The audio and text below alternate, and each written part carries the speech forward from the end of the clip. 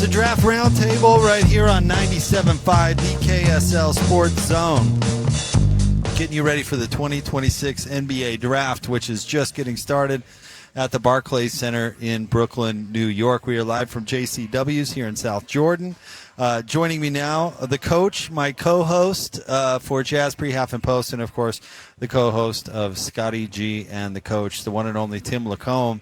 I've missed you the last couple of drafts, so this feels just natural that you and I are back on the air together in general, but certainly for the draft. Well, I'll take the draft, but we still need some time. I mean, we need time apart because the season gets long. It does. And we love it, and we get ready and dive into it, but at some points, we got to lean into. So I'm going to enjoy summer for a minute, and, man, this draft, if you can't get excited for this.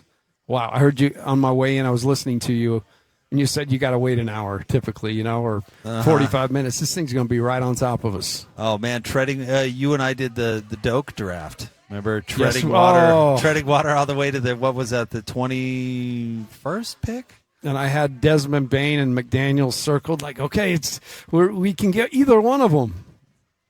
And then Doak. We got doked. Doked instead of deked. This draft is not going to be that. So the Jazz with the number 2 pick, we're going to find out pretty quickly what they're going to do.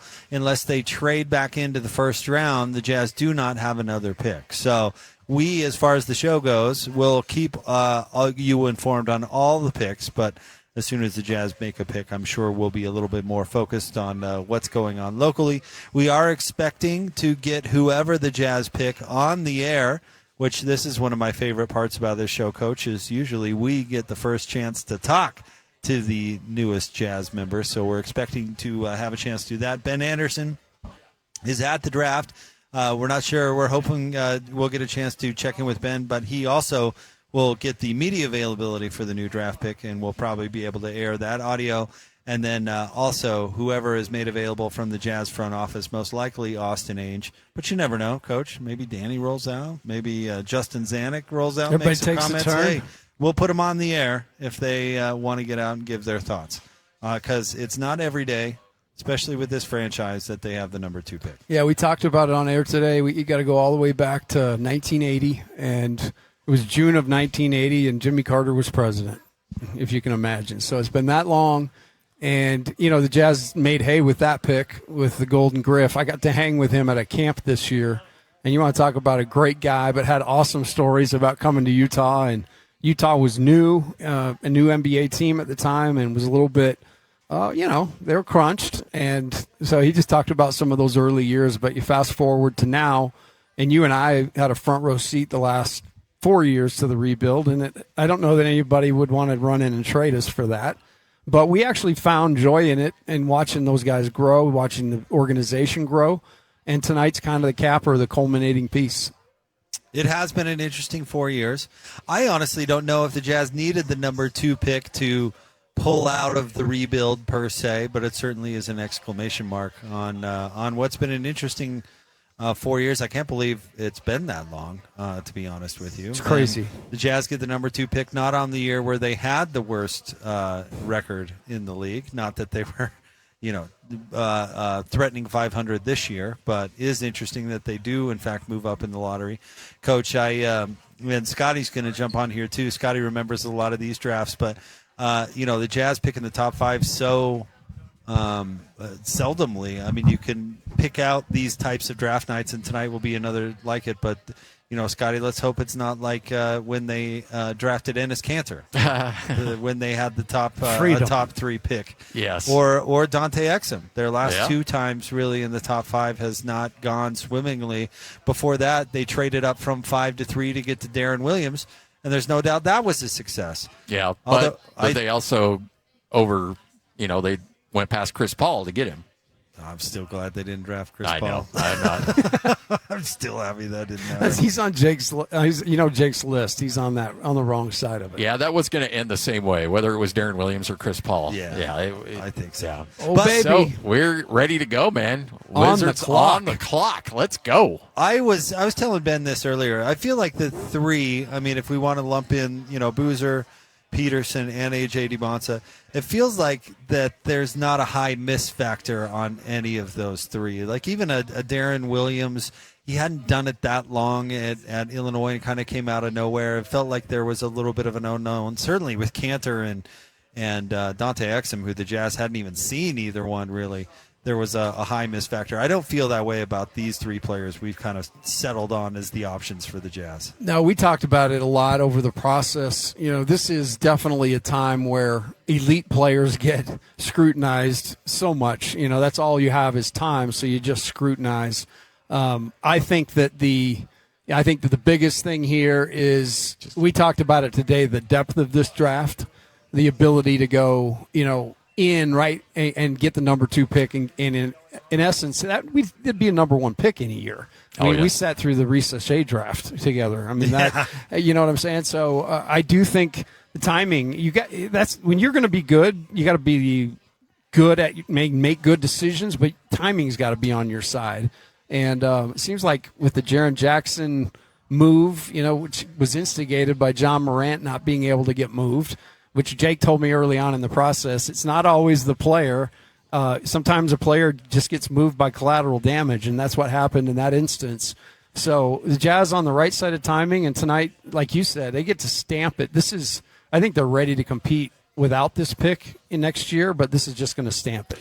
All right, so the question is here, does AJ, in fact, go to Washington? And it makes too much sense. Washington needs to hit on this pick, but they also need a face of the franchise. They need somebody who's marketable. They need a lot to go along with that, and I think he fits a lot of those categories for Washington. They need a good, popular, charismatic, safe pick, and I think AJ probably checks all of that for them. And he doesn't overlap with Trae Young. And I can't believe they gave Trae Young that contract yesterday. Wow. I don't know. He's on both our lists. Yeah, I was really shocked with that, but all of a sudden you are thinking about overlap with Peterson, and maybe Washington isn't the type of franchise that would let that bother them. But, yeah, I think it feels like AJ Dybantsa is the safe pick for them. I said this kind of tongue-in-cheek earlier. I feel bad a little bit for AJ. I don't know if that would be the ideal fit for me. I mean, he's not going to get his number, right? Number 3. Unless he pays a hefty penny. I mean, they're just giving him $200 million. I get it. I got to imagine he gets to keep his number. Yeah, I would imagine it'd be hard to buy him out of that one. So, I don't know. Does he join a team that's Trae Young's team? I don't know. Do the Jazz really have somebody who can say it's their team? Not necessarily. I mean, there's certainly a role for a 1A type player on the Utah Jazz. And it doesn't feel like Lowry really wants it. I don't think his so. Team. And that's not his game. We've talked a lot about that, Coach. Yeah, the strength of Lowry is actually he can and has been for a couple of years. He's kind of been the guy that's let out, but he's also, I think, has the ability to read the room enough to understand, like Jaren coming in, Keontae making a jump. It's really kind of a shared thing. And to me, that's kind of where the chemistry and cohesion works. Oh, I just saw the reported trade. I'm like, wait, what? And I'm like, oh, no, it's Milwaukee. And oh, man, you made me jump a little. I saw that, too. I just saw it out the corner of my eye, reported trade. I was like, wait, what? And then, yeah. Don't do that that close to tip, man. I know. Well, here comes they say the pick is in, so we're going to hear any moment what is going to be available for the Jazz at number 2. I think we all assume it'll be AJ going 1. And it's a big day for BYU, a big day for Kevin Young to say he had the number 1 overall pick. First time in school history they've had high picks, but this would be the first number 1 pick for BYU. And, man, that goes a long way from a marketing standpoint. Absolutely. Yeah. I mean, they say what was it worth? I think BYU got their money out of this. Oh, yeah. I mean, the full-page ad in Times Square alone, but I saw an ad today, Red Bull, at the draft of his outstretched arms. So, I mean, he's gonna carry the BYU tag everywhere he goes. You know, I heard Brian Santiago on with you guys. What was that, last week or couple weeks? A couple weeks ago, and I thought it was a great interview. But I thought he was extremely honest when he said, I'd love to see him play for the Jazz, but I'd really like to see him go number 1. Yeah. And I said in my car at the time, I said, I bet you would.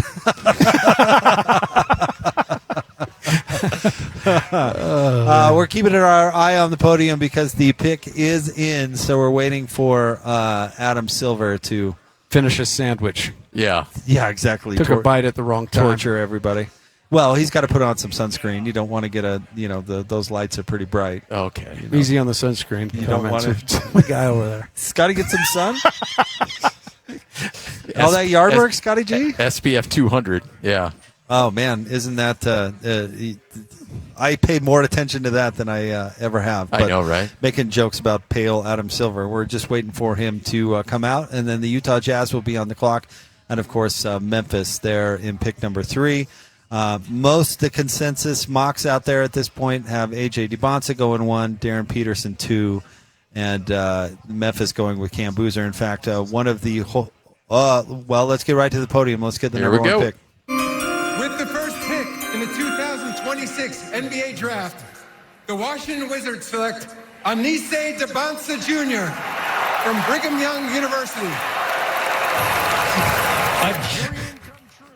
There you go, AJ Dybantsa. We really need to do that, Adam? Was that really that necessary? He just wanted to throw him off one time. AJ Dybantsa Jr. So Scotty about fell off his chair over there. Didn't know Like what the was coming. hell? All right, the Utah Jazz are now on the clock with the number 2 pick. But, yes, AJ Dybantsa from BYU goes number 1 in the 2026 NBA Draft to the Washington Wizards. Pretty much what we expected. Yeah, and honestly, this sets the table for Darryn Peterson. I'd be shocked at this point if it was anybody but Darryn Peterson. But it certainly feels like that's the direction it's going to go, where he's heading in that direction, where the Jazz are heading in that direction. And honestly, I think if you look at, this is a guy who, if he doesn't play last year, if he just works out in a gym and does Instagram videos saying, hey, I'm getting better, he's number 1 this year. Yes. But the ultimate fiasco of fiascos at Kansas, and, if the Jazz obviously go through and pick him, they've exhausted, believe me, they've exhausted all that. There's nothing there that they're uncomfortable with at the medical. But, man, I'm happy for AJ Dybantsa. What a great thing for him. What a great thing for the state. BYU obviously going to be always attached. And, all the way along we talked about it, Washington had to do the thing that made the most sense. They couldn't be scrutinized. This couldn't be an Otto Porter or a Bradley Beal. It had to be a guy. And they got a guy. I mean, led the nation in scoring last year, has the ability at any point to just catch fire in a game. And he wants the heat. He's out there saying it and talking. And now it's time to go out there and show it. Saw a interview with Kevin Young where he said Washington just can't screw this up. Don't overthink it is the word he used. And a lot of times you try to get a little too cute with the draft. You try to think out, be the smartest man in the room. This checks all the boxes there for them. And it makes a lot of sense that you would snag a player with this kind of potential, with this kind of upside, and it certainly feels like they knocked it out of the park. And now the question is, can he shoot? How are people going to defend him? Like, there's going to be a lot of question marks about him, but nobody can take away that number 1 overall pick from that title, and that's something that he and Darryn Peterson both been fighting for a long time. I think his shooting is going to be fine. I mean, I would defer to you, Coach, but, people get focused on the 33. Listen, watch him shoot free throws. Watch his stroke. I mean, he's got a good shot. He's got good form. He's not bringing in anything that's broken. Ben Simmons was bringing a broken shot into the NBA. That's not what's going on with AJ Dybantsa. It's not going to Ronnie Brewer this thing? No. Do you remember that? The ski wampus elbow. Yeah, I mean, that's not the situation with AJ. And I've heard you talk about this, but space is going to be a big deal for him. He was playing 1-on-5 at BYU, and that won't be what he's dealing with in Washington. Yeah, I mean, as it stands right now, Anthony Davis, Trae Young, and him. I mean, if you get those other guys, and Alex Sarr, if you can get 2 of those guys to, wake up and then show up every night, that's a pretty powerful crew, and spacing would be on his side. I do think his real strength is the fact that he wants it so bad. This dude wants to be the guy, and he, early on in the process, I'm like, I'm excited to see him do it in college. And, man, he did it. He did it at a high level and had some adversity, losing Richie Saunders along the way. But just really happy for him. This is what the kid put on his wall years ago. And, he's sitting there in that seat now, and nobody can take it away. And we are about a minute from the Jazz pick being in. The pick is officially in, and again, Coach, I mean, Boozer, I think, has a chance to be a tremendous player for a long, long time in the NBA, and I would be surprised if he's not. But just the sheer athletic, you can't pass up Darryn Peterson. If the Jazz had the number 1 pick, and I mean, from what I've watched them all, I would take Darryn Peterson number 1 for the Jazz. Yeah. Like, this dude, you talk about putting a stamp on it. Shot creation, Jake, is a major need for this team. Somebody that can attack the paint. And we've got Isaiah Collier does a great job of it, but the finishing and, the shot is a little in progress. This is a guy that's tried and true. So add shot creation and that big body to this team. Whoa. Yeah.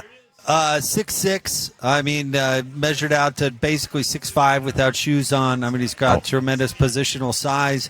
We'll see. Does he want to be that on-ball, off-ball, ball creator? The Jazz certainly could use the ball handling. But maybe, there is a push at the end for Cam Boozer. We will find out. Darryn Peterson doesn't look like a guy who doesn't want to go number 2 to Salt Lake City right now. He's getting ready to stand up. He's looking like, all right, let's do this. I want to hear my name called, and let's get to work. And think about this. So Austin Ainge took over a year ago. So think about the year. If you were to add in that year Ace Bailey, Jaren Jackson Jr., and Darryn Peterson is what I believe it's going to be. What a haul. When you're out there and you're trying to assemble talent to go forward, man, they got some talent. Bold moves, too, might I add. We talked about it last year with Ace Bailey, and then to make the big trade, really win the trade deadline, in my opinion, and now we'll see where they go. But to draft a player with the game and potential of Darryn Peterson, which is kind of where we're assuming this thing is going to go, we'll see. All right, let's go to the podium and find out. With the second pick in the 2026 NBA Draft, the Utah Jazz select Darryn Peterson from the University of Kansas. There it is, folks. There's the pick. Darryn Peterson from Kansas, taken as number 2 by the Utah Jazz.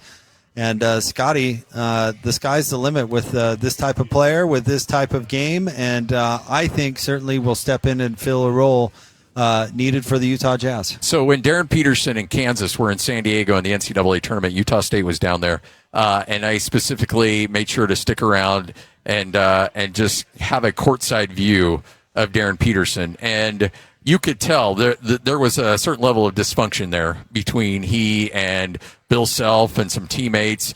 You could tell there was something. And I don't know what it was, but there was something. But you could not deny, as soon as the game went, as soon as you got out of the huddle, as soon as all of a sudden the ball's inbounded and you're like, whoa, this dude is far and away the best player on the court, and it's not even close. And sometimes he'd get freeze out by teammates. Sometimes he'd freeze out teammates. But when the ball was in his hands, his IQ was through the roof, his athleticism through the roof. If this guy taps into that, and I think Will Hardy's the guy to be able to do it, then watch out, folks. This is going to be scary. Glad they got him the Jazz Note hat. They picked a good Looks hat good, for right? him. Yeah, looking sharp up there in that Jazz Note. But, Coach, as we talk about this team emerging from the rebuild, it feels like they have a natural spot for somebody with this skill set. Oh, man, you've always got a spot for a guy with this skill set, and that's somebody who can put the ball in the hole. He's a guy who shot 39% from 3. I watched so much of his tape because I'm an old coach, and he really had to convince me. I mean, last year left a little bit of a bad taste in my mouth with the creatine and all that stuff. So getting to the bottom of that was going to be vital, and certainly the Jazz got to the bottom of that. I think the entire league did. We got that buzz a couple weeks ago. But just in sheer size and ability, man, he fits like a glove. And you imagine right now, Keontae George, after his jump, this kid, Ace Bailey, is a guy who's going to be out there. You just have very big, long, and active wings that can all be a threat. This is lining up very nicely for the Jazz. Scotty, a lot of people saying the best shooter in the draft, playmaking, ball handling, all things the Jazz need. Well, and I think Coach has done a really good job talking about defense, too, the perimeter defense. You guys saw every single solitary game. That was lacking in a big, big way. And you bring back a shot protector or rim protector in Walker Kessler, which, we all assume will be back in a Jazz uniform next year. And then you have a perimeter defender with the size and the length that Darryn Peterson and what all appears to be a willingness to play defense as well, and that dogged mentality. You might have gotten Stephen Castle, who can shoot and far more athletic. Now that's an intriguing comp because he was an absolute difference maker in the playoffs. We just watched it happen. So if that is what he turns out to be, I mean, that has the potential to be a really special player. The other young players. I wonder, Coach, if all three of those guys can't push each other. Speaking of Peterson and Keontae, who I do think will be battling it out for some of those playmaking abilities, but then you throw in the young Ace Bailey too. Is they're going to be competing 4 minutes and 4 roles on this team? And the way you want it as a coach, you certainly want a ton of talent when you're looking at your team, looking back at you. But you want a fire and a competitiveness amongst those guys that's, civil, and there's certainly chemistry, but it's a healthy competition. Amongst healthy competition and talented players, that's where greatness thrives. And that's one of the real great things about this Jazz team in the last couple of years. While they've been hard, a lot of young guys got minutes, minutes in guts of games that mattered and answered the bell. You think about Isaiah Collier, Bryce Sensabaugh, Flip, and Cody Williams last year, definitely grew a ton. And so, now with a guy like this, you've got not just a front seven, but you've got guys behind it that are A, tested, and B, hungry. And, man, I'm telling you, training camp could be a lot of fun. So Shams is reporting that conversation that the Jazz had with Darryn Peterson over the weekend that he referenced in the interview essentially said, I'm ready to go. I'm ready to help you guys take the next leap. Let's get to work and let's get it done. And you can tell that this is a guy that wanted to be the number 1 overall pick. And then the tea leaves, he could read them and saw, okay, you know what? It's probably not going to happen. So what am I going to do? I'm going to go to Utah, and I'm going to play well, and I'm going to make everybody think that I should have been the number 1 pick, and try to embarrass everybody. So and we kept saying this over and over and over again. I know you said it as well, Jake. When he said, or his representation said, he's only going to work out for the Washington Wizards, that was him saying, I think I'm the number 1 pick, and I'm not going to give anybody any thought that I'm thinking I might be number 2. I'm going to let the world know that I'm number 1. And then when that didn't go the way that he'd hoped, all right, let's talk to the Jazz and let's find a way to make this work and get after it. And you guys mentioned, Jake, you mentioned the fit with AJ, and it'd be a little tenuous in Washington. A team that's not winning, they don't have a great future. Some of those guys are hanging in the wind, perhaps with a move. Where Darryn Peterson comes to, the most solid locker room. I mean, there's a lot of teams that profess to have chemistry. Man, there's a lot of chemistry on this team. All right, time for the Grizzlies pick at 3. NBA Draft, the Memphis Grizzlies select Cameron Boozer from Duke University. And there you go. Cameron Boozer goes 3 to Memphis. So far, exactly what we expected. If you're just tuning in, AJ Dybantsa goes number 1 to the Washington Wizards. The Utah Jazz take Darryn Peterson with pick number 2. And now Cameron Boozer goes 3. And kind of wild to think, Scotty, I mean, how often has the state of Utah had connections to players in the top, top 5? The Jazz have connections to Cameron Boozer. They actually employed Carlos as a scout. They have a connection to AJ Dybantsa. He goes to college here at BYU, and the Jazz end up with the one who they don't have any familiarity. I know, right? And that's funny because, I know that Carlos Boozer would have loved to have seen his son in Utah and been around him and everything that goes along with it. It would have been great to see AJ in Utah, but when it comes to who is the best player out of those top 3, it's Darryn Peterson. Darryn Peterson is the best player out of the 3. Now, is Darryn Peterson going to have the best professional career? I don't know. Is his mind right coming off the Kansas debacle? I don't know. But if you look at sheer talent, sheer upside, sheer ability, Darryn Peterson is the pick. And the Jazz had him fall to number 2 the year after Ace Bailey fell to number 5. There's some good fortune going on right now. All right, we'll step aside. We've now got the fourth pick, the Chicago Bulls, on the clock. We'll have that pick for you coming up on the other side. We are live at JCW's here in South Jordan. Come out and join us. Place is starting to fill in. We've got a lot of Jazz shirts around. People, we've got a little celebration with the Darryn Peterson. A lot of people in Jazz land. Very happy. We'll continue to break it down. Coming up next, Coach Tim LaComb, Scott Garrard, Jake Scott, your Jazz Draft Roundtable here on 97.5 the KSL Sports Zone.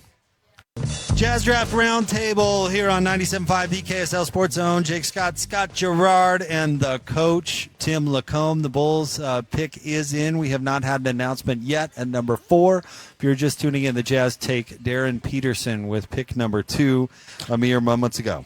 Is Carlos using that head paint that he was using on his beard? Maybe a little bit. Yeah, it it's looks pretty super dark, man. I respect that you two guys aren't makeup guys. No, we got into radio for a reason. Although the way it's going now, we might have to be. We leave that to Smitty. I'm still bitter about being on the stream in the YouTube. I'm still complaining about that. Hey, bro, truth in advertising, the table is round. It is. It is round table. I've done a round table on a square table, and it really threw me. Let's get back to the podium. Here's the Bulls pick. In the 2026 NBA Draft, the Chicago Bulls select Caleb Wilson from the University of North Carolina. All right, there you go. Caleb Wilson from North Carolina. So far, exactly what we expected. And I know the potential for Caleb Wilson is super high, but I know like Locke was coming on the station a little bit talking about how the Jazz could potentially select him at 2. Scotty, you don't really have to do a whole lot of talking yourself into Darryn Peterson. You might have to do a little bit with Caleb Wilson.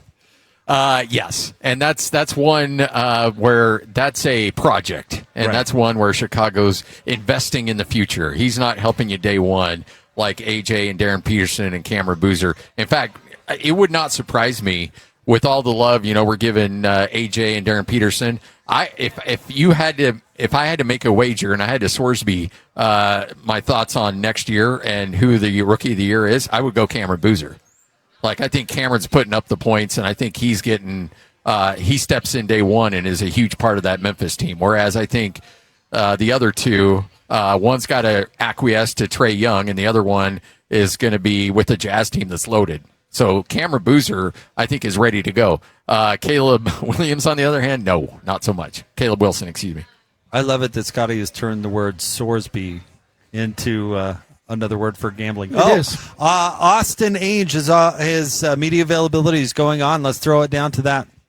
A huge part of us in the short term and the long term. We're really excited to add him. Had a chance to talk to him a minute ago, and he's super pumped. And Coach talked to him, and we're really excited. Also, on lottery night, were you thinking, oh, Darren's there at number 2? I don't want to do that because it kind of affects everyone else. I'll just say that there's a lot of good players in this draft, and it was a hard decision, but we're so thrilled to have Darryn, and he definitely fits us super well, and he fits it pretty much everywhere. He's a really good player, but I think particularly our roster, it really goes well.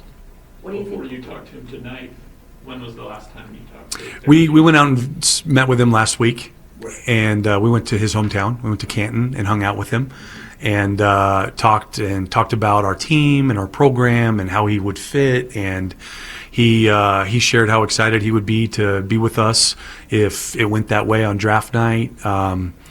He even was nice enough to stop in the middle of he's getting a bunch of new ink on his arm. You guys will see he's a big movie guy, so he's got a lot of movie characters on his arm now. He was showing us that, so that was kind of a fun little meeting with him, and we talked about his family and what we would do if he ends up with us, and we all left very excited about the possibility. You talk about fit. What do you think he adds to this roster that maybe was missing before? He's just a really talented player, and the thing that we liked most about him is for a 19-year-old, he feels very complete. He can drive left, he can drive right, he can shoot off the catch, he can shoot off the dribble, he can guard, he can play pick and roll, he can play off the ball. It feels like he can help all of our other talented players in a lot of different ways. There's a lot of questions just about his health, kind of in the lead-up of the draft. Obviously, cramping issues, the lingering hamstring injury.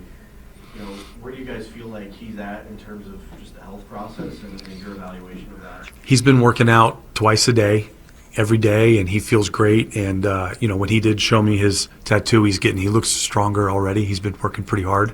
Our doctors went through everything from the combine and all the tests that were ordered, and we feel very comfortable. And he's ready to hit the ground running.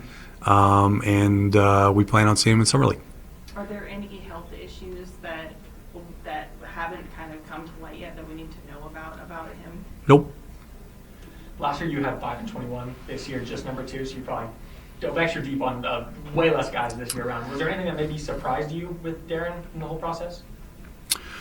I would just say that when you can go as deep as we did in this process, you get limited amount of interaction with the player himself, and that's the case with all these guys and all the draft ranges.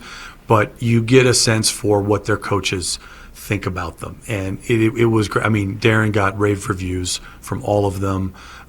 They speak a lot about his family and how solid and normal feels almost like an insult, but it's a positive thing in the sense. They just say he's just a really well-raised, really respectful, hardworking young man. And one thing that showed up a lot was just his work ethic and his confidence, his kind of quiet confidence, not scared of the moment, even though he's a quieter person. What were the conversations like with Will in terms of how Darryn can fit into the team's style of play? Yeah, I mean, I think Will has been really excited about this. He's because Darryn fits all the plays in the playbook, right? He like I said, he is a well-rounded player, and there really isn't anything that he can't do. Obviously, he's 19 and he's got a lot of work to do, and we're gonna try to help him get as ready to win ball games as we can by opening night. But he doesn't have a glaring weakness. He just needs to keep getting better at everything. So what are the thoughts or feelings about him playing, whether it's the 1 or 2 or a combo guard, etc.? Yeah, I mean, I think the playoffs and most games show us you need lots of guys that can attack and handle. And I think that position is probably better defined now by defense than offense. We talk about LeBron, Luka. What are they? They're point guards on offense and 3s or 4s or 2s on defense. And it doesn't really matter what you call Darryn. He's going to run a lot of pick and roll. He's going to come off screens. He's going to come off handoffs, just like a lot of our other players in our offense. So he can do everything, and we'll just see how it expands and how it fits within the group and the best way to use him early. And maybe 3 years from now, there's even more ways. And but we're really excited to throw him in all these situations. Do you remember the first time that you saw Darryn play? I don't. It all kind of blends together. I mean, I'm trying to picture, we were rewatching film last week, and I knew I was going crazy when I could predict what was going to happen in each possession. And it was just I'm so tired of watching all of this, So, but I mean, I've seen plenty of high school games, plenty of high school all-star games. I don't remember the first one, to be honest with you. Walk me through the Canton trip. Why was it so important for you guys to kind of get that FaceTime with them, and what was it like just being there with him on his own time? We felt really comfortable with him in the combine, and we'd been in great communication with his group and talking about everything. We just wanted to be a little extra sure, right? And we have the time. With only the number 2 pick, we were not doing tons of draft workouts, and so let's just go out and see him and see where he's from, get to know him even better, and just make sure that if we ended up with him on draft night, that we have the best plan from day one. So who's we that went to see him? Myself, Avery Bradley, Danny Ainge, and Justin Zanuck. Ryan and Will were both in weddings. Couldn't make it, but we went and they called him, and like I said, we've been in contact throughout. And Ryan and Will were both at the combine and talked to him there. So we've all had a chance to talk to him. Austin, in some years it's pretty clear who the number one guy is, or the number one and two guys, but there was really good talent in this draft. When did you really decide on your board and come to a conclusion where you knew who you wanted to take as number two pick? Yeah, that's an interesting question, right? Like it's a group and it's a team. This is all a team effort. And but I would say a few days ago is when I kind of locked in and sat down with Ryan and said, hey, let's do this. And he was all on board and excited with what we ended up with. I'm just curious if you could describe the feeling in the room, because just the energy you're giving off right now, like I can tell you're pumped, you're excited. Just what was it like to submit Darryn as that number two pick and then know that it's happening? It was great, and we're so excited about Darryn. It's just a culmination of a lot of patience and a lot of building, right? And we're just really grateful for our fans and the fact that they've stuck with us through this rebuild, and we're really excited that on top of Darryn, we feel like we've got a bunch of other talented players and that we can make big steps this year. So it's Darryn, and then it's all of that all together. You said that it was a hard decision. You also said you feel like Darryn is just a very complete player. Yeah. What was, in your mind, kind of the deciding factor on choosing him in such a talented draft? Yeah, I mean, it's hard. The draft is hard. There's, as a league, right, we don't always get it right. But Darryn felt like such a great fit. Like I said, culture, talent, position, ability, who he is and what he cares about. It feels like it really fits our team. You mentioned that on the camp trip that you told Darryn what you wanted to do with him and like let him know what the plan was, and I'm kind of wondering what it was that you told him. Like, what is it that you want to do with him? We talked about our roster. We talked about our system. We asked him, how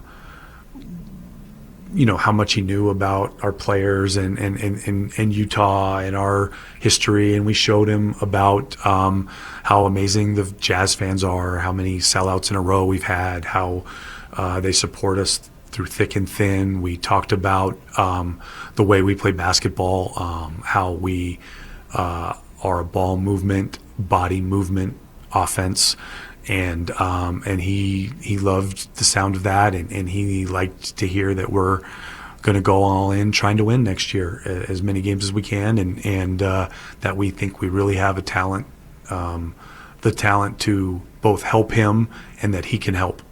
You kind of already hit on it, but you've made moves. You got Garrett Jackson Jr. before the trade deadline. You have a lot of experienced players, some guys that have been all-stars, but you also have a young core. Where do you feel like he fits into that, and how beneficial do you think it will be for his future to kind of play alongside some players that have been all-stars and have that experience? Yeah, that'll be fun to watch. But Darryn is like I said, a very complete player for his age, and so I think he will fit seamlessly in with our group. But it's always a big transition for 19-year-olds.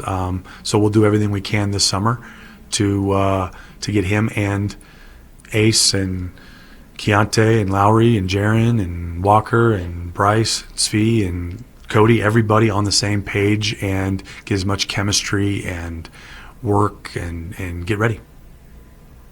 Right. I'm going to let you get back to the draft, and thank you all. Thanks. Thanks, Austin.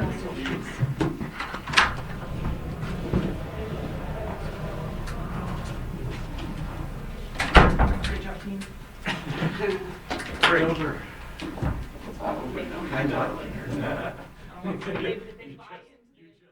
All right, there you go. That is Austin Ainge, President of Basketball Operations for the Utah Jazz. We are live here at JCW's. Of course, Austin Ainge reacting to the Jazz selecting Darryn Peterson with the number 2 pick in the NBA Draft. Joining us now, by the way, just catching you up on what's going on with the draft. The Sacramento Kings now are on the clock. With about 3 minutes to go. Brooklyn, the Nets just picked Mikal Brown Jr. Out of Louisville. Patrick Kinahan jumps on with us now. PK, we talked about it. It seems like we've talked about it forever. It finally happened, and Darryn Peterson's the next the newest member of the Utah Jazz. Sit back, boys. I need 15 minutes starting right now. Our guy's windy. He's ready to go. He's feeling windy. Oh, I got underwear older than that kid. What? No, he's gonna. Somebody texted me. He's gonna have Filipowski's number. They're gonna make him give it to him. If he wants it, then what's that number? Do you guys know it? Off the top of my head, no. I can't remember Flip's number. Well, whatever it is, 22. 22 is right. Yes. Yeah. From now on, I'm telling you, he'll be the last guy to wear number 22 for the Utah Jazz. Wow. Yes. Look at that. Let's get that straight. And that's the guy who said, "Oh, I've seen it all" at Kevin Durant's summer league. This guy is so skilled. He's so smooth. This is smooth jazz. He is the most skilled player they have drafted, and I can't remember when. And I don't know. Maybe ever. Yeah. He might be Griffith, dude. Seriously. And maybe you're he was going as back. smooth as it could be. Whatever you need him to do, I really believe he can do it. You know, and I trust in Austin Ainge. You weren't coaching at BYU back then, but I was the beat writer then. I got to know him pretty well. His basketball instincts are off the charts. I know they did all their homework to figure it out. They believe all that stuff. As I tweeted out, creatine be damned. This is their kid. This is their guy, right? And now he wanted to go number one, and he didn't make up for it. You have an opportunity to come in with a really good team that is ready to win, and you can make a major contribution this very season. And I'm expecting big things from him this season, and I'm expecting huge things from him in 2 to 3 to 4 years as he continues to progress. I'm super high on this pick. What do you look at in terms of what the Jazz are going to expect out of him in year number one? In terms of, do you think he starts? I don't know. You know, he's going to have to earn his way. Yeah. Will Hardy now has so many tools that he has never had at his disposal, right? So it's going to be fascinating, don't you guys think, to see how all this puzzle is going to come together? Because they can do a lot of different things. And I've been around Kevin Young now for a little bit. I know you've been around for him longer, Tim. And he was on Jim Rome, old DJ's college buddy. Yeah. He and we subbed. We did Jim Rome a couple times. That he says, I really value skill and shot making, and this kid has it. Now, too, he pushes Ace Bailey. Yeah, I was going to bring that up. And, okay, Ace, you're not a rookie anymore, but you want your spot. Now you got competition. Keontae George, he scored a bunch of points and games didn't matter. Every game's going to matter this coming season. You want your spot. You want your second contract, and you had a phenomenal, third season? And what are you going to do going into it next year? So now you got guys on the perimeter now who are going to be fighting for playing time, and I think that's a good thing. And then you got your established guys, the veteran guys in the front court. So I really like the balance that they have. And where do we go from here? It's an exciting reason as to why I'm going to be on this station for another few more years. It's two reasons. Because I'm fired up for what the Jazz have, and my wife won't let me retire. So we got that combination, and here we go. I mean, we've been dogging it. We've been through the dog years. The dog years are over. I want to be a part of this ride going forward because, man, I think this team's got a ton of talent right now for next season. Tim talked about it earlier, and I agree with you, and I agree with you even more now that they drafted Darryn Peterson. Let's get to the Kings pick real quick. 2026 NBA Draft, the Sacramento Kings select Darius Acuff Jr. from the University. He's going to be a problem. I love that guy. Everything has gone chalk so far. Everything has basically been expected, except for he's going to disappear in Sacramento. Yeah. Will the Kings ever get it together? This feels like they've just drafted another De'Aaron Fox or Tyrese Halliburton, so even if he does become good, expect them to trade him. Yeah, and then he'll blow up. The minute he blows up. Then he'll blow up. Yeah, so I don't know. You're exactly right on chalk. Like, I've got the consensus. I pulled up a consensus mock today that takes everything into account, and we are 7 for 7 on that consensus. You guys had Wagler going that early? Yeah, this mock did that I looked at. I actually wondered if he would go maybe 6, but, yeah, he jumped a spot. He went 5 to the Clippers, by the way, if people just tuning in. The top 4 win as expected. Washington with AJ Dybantsa, the Jazz with Darryn Peterson, Cam Boozer at number 3 to Memphis, Caleb Wilson 4 to Chicago, Keaton Wagler 5 to the Clippers, Mikel Brown goes 6 to Brooklyn, and Darius Acuff just now off the board 7 to Sacramento. I think you go back to the Jazz and what they look like next year. Will Hardy hasn't been given the best of circumstances as the head coach of the Jazz, but you look at the development that Keontae George has made, that Filipowski's made, that even, you go down the list, a lot of these guys have really flourished with Will Hardy. Now, with Will Hardy having a guy like, Darryn Peterson. Exactly. And so crazy? It's like, holy smokes, I've been, no offense to some of these guys, but he's been making chicken salad out of chicken, Now he's going to start with chicken salad. And what's he going to make out of it? He's going to have filet mignon before it's all said and done. So it's amazing to think Will Hardy has been really good, developing some really good young players. Now he gets one of the most athletic players that we've seen in the draft in many, many years. And what he gets to do to work with that, watch out.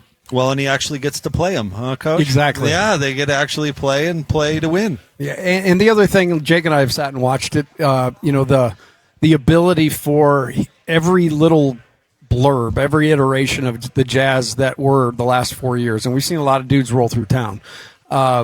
He made, each little group of that memorable. You gave a game where they went and won a game they shouldn't. Even through it all, he just kept his head up. So I of all the people I'm happy for, it's Will, because he has absolutely, Austin hit it. Like anybody that can shoot and move around and you can use as he's going to be bigger than most his counterparts, that are trying to guard him. So he's going to have a real advantage, a guy you can play through. All right, let's step aside for just a moment. We're here at JCW's in South Jordan. We'll give Coach LaComb a chance to, what'd you get over there, team? Bacon blue. Yeah, I don't mess unless Lloyd messed it up. He could have. Oh man, if Lloyd's involved, who knows? I wouldn't eat it actually. If I were you. He was offended that I asked, but I was like, I'm on the air. I don't know that I can walk over there. So if you wouldn't mind snagging that. The Hawks are on the clock right now. We'll tell you who they pick coming up on the other side. We are expecting to talk to Darryn Peterson at some point. So stay tuned. It's the Jazz Draft Roundtable right here on 97.5 the KSL Sports Zone. Jazz Draft Roundtable live from JCW's in South Jordan. Come on by and see us. Scott Garrard, Patrick Kinahan, the coach, Tim LaComb, Jake Scott as the Jazz with the number 2 pick in the NBA Draft. Take Darryn Peterson. We are hoping to have Darryn Peterson on the air sometime tonight, so stay tuned for that. We had Austin Ainge. We aired his availability live, which was certainly a nice thing to do, and we'll keep the picks coming. Currently on the clock still, the Atlanta Hawks. So, in fact, I don't know if they've already picked it or are about to pick. In fact, let's throw to it. The 8th pick in the 2026 NBA Draft, the Atlanta Hawks select Kingston Flemings from the University of Houston. Again, shock, Coach LaComb. We're seeing all these guards come off the board just like we expected. Yeah, we talked about it today. After the first 4, it was kind of going to be a race for point guards. And I was just curious the order. Tonight we saw it. Wagler went first. Brown, Acuff, and now Flemings. I would imagine if everything stays chalk that we're looking at Nate Ament next. I'm surprised. Tennessee. I'm surprised we haven't seen those clubs that have multiple picks move up a little bit. Somebody like Oklahoma City, maybe we'll actually start to see some trades for, I don't know, teams moving up for need. Yeah, I expected there to be a lot of trades tonight, and I guess the one thing you never know is a pick's made and then you hear about it after. So, I mean, we got to hold tight on making sure that some of these are going to stay where they're at, but so far it looks like that's what it is. Kingston Flemings is an interesting selection there for Atlanta. I think he has a chance to, again, when you look at players that have an opportunity to come in and be good defensively, but also just crazy playmakers, Flemings really fits that mold, especially on the offensive side. Yeah, if you can play for Sampson, you can play for me. And I think this kid is He was a guy that was brought up, I think, by Matt Babcock the other day when he had him on. I just said, who's a guy that you think will punch above his weight? And he said Fleming's, for all the reasons that you would think playing for Sampson. You're going to be well-schooled. You're going to be put in pressure situations, and just like they did, you're going to play in huge games. This is cashing in on that pick they got from New Orleans last year when the Pelicans traded the him Dumars. The Dumars, the unprotected pick. So Atlanta lands a guard, and I honestly think I wonder Quinn Snyder needs to start making some waves. He's been in Atlanta for basically 3.5 years now, going into his fourth year. I wonder when expectations will ramp up for him a little bit, but who knows? Maybe this is somebody, Scotty, that makes C.J. McCollum a little more expendable there in Atlanta. I'm not sure. I will tell you, I am happy that we're not talking about the Jazz drafting one of these point guards. Well, I mean, honestly, you saw Sacramento picking at 7 and getting a good player at Acuff, but the Jazz were a coin toss away from being in that 7th pick. Yep. And it just shows you that finally the Jazz were due a little good luck, and the basketball gods kind of smiled upon him on that one, because if that thing goes tails instead of heads or whatever it was, we're talking about the Jazz scrambling to try to find somebody at 7 and, who's a good fit, and now you're drafting for need instead of, best player available, blah, blah, blah. The fact that Darryn Peterson has fallen to the Jazz and Ace Bailey has fallen to the Jazz in back-to-back drafts, it's this team's ready to go.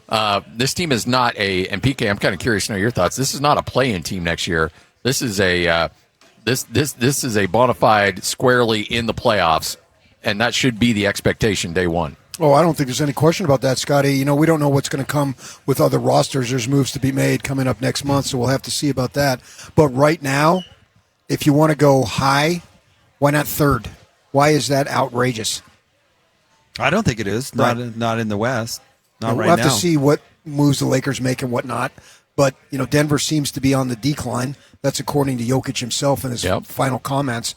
We know we've got the other two teams at the top there in OKC and San Antonio. We understand that. But who's ready to jump into that spot? If things come together, I'm not saying I wouldn't, to go Scotty, I wouldn't Sorsby it. But I would think that it's a possibility. And I would never say that, but I heard Scotty say it while I was eating my free hamburger. Fill me in on that. I'm missing it. I'm just kidding. We all know what a Sorsby is. If Scotty says it, we can all run with it.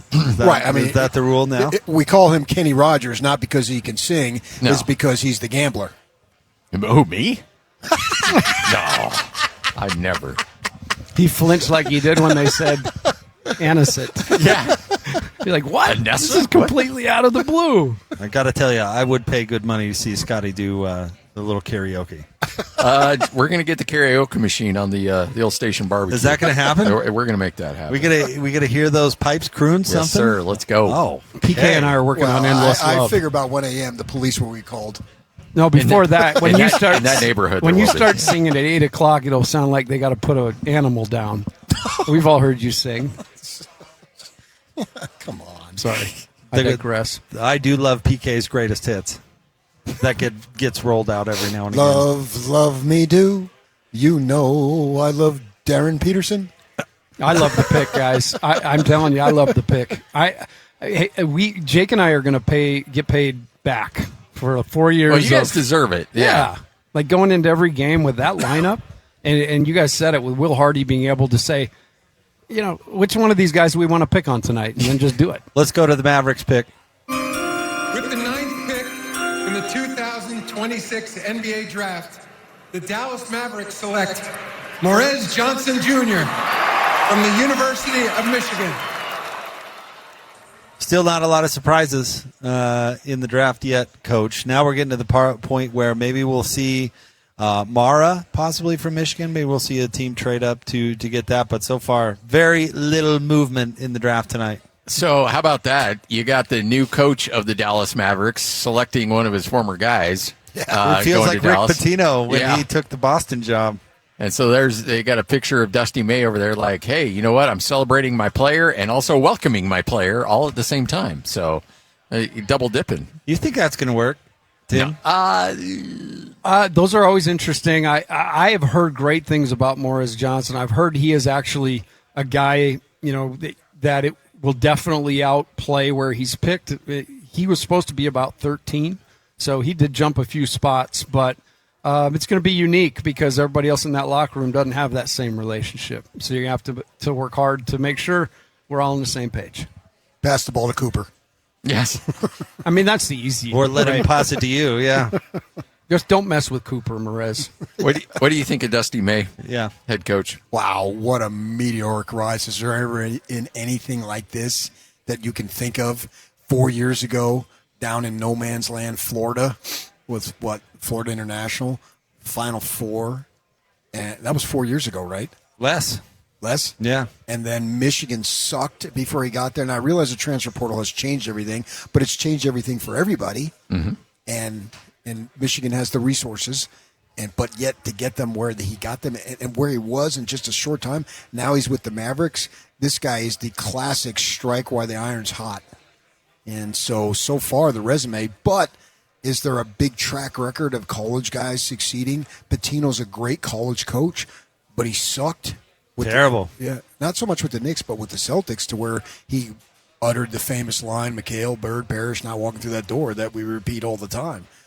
So anybody else jump at you guys? The list is short. We talked about it on our show this week. Larry Brown, and it's a long time ago. But Larry Brown was right. Was he a college coach? He was just a coach. He was a college coach first, and then went up.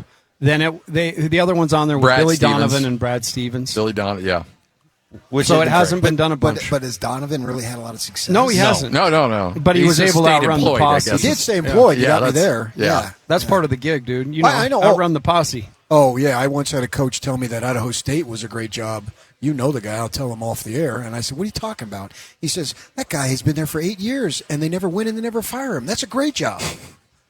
It's true. Yeah. I guess it's all paradigm, baby. Yeah. Just pay me. It was a guy at Utah. Just get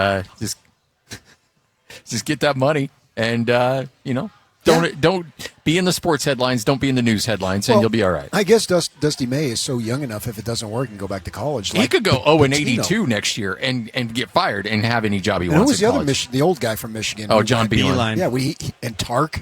He made a beeline for out of the NBA in about a year. That's very good. I like that was a very bad hire.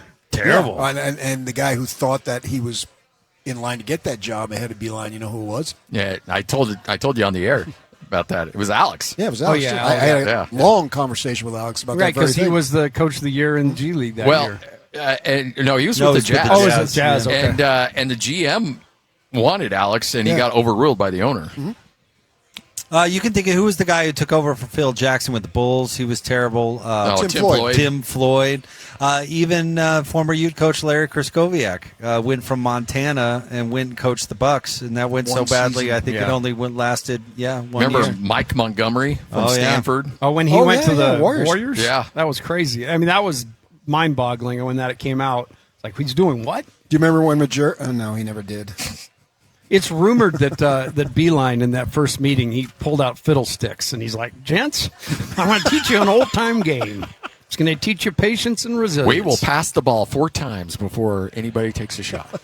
By the way, the Milwaukee Bucks now on the clock for the 10th pick, so we'll see which way the Bucks go. So far, no big trades in this draft. Everything going somewhat according, especially the top. Obviously, AJ Dybantsa going 1 to Washington, and Darryn Peterson going number 2 to the Utah Jazz. We're hoping to have a chance to talk to Darryn Peterson at some point tonight, get him on the phone for an interview. We already did hear from Austin Ainge. Also, Ben Anderson is on the ground for us in New York. Maybe we'll get a little bit of his availability back, and we'll get that on the air as well when it comes. But a banner day for the Utah Jazz, picking up a big-time player with the number 2 pick. And I do like it. I feel similarly to last year, Scotty G, but, for the Jazz not to be scared off by what Ace Bailey's camp was doing before the draft and just go ahead and pick their guy. I think you can say a little bit about the same here, with all the did he work out, did they meet, where did they meet, all this stuff. And the creatine cramps to not get distracted by, should I take Carlos Boozer's kid, or do we trade up to get the BYU guy, to just do the kind of, I think, bold thing, not to overuse the word, but stay in your pick and pick who you think the best player is. Yeah, and look, there was a lot of people out there talking about, the Jazz might move up to 1.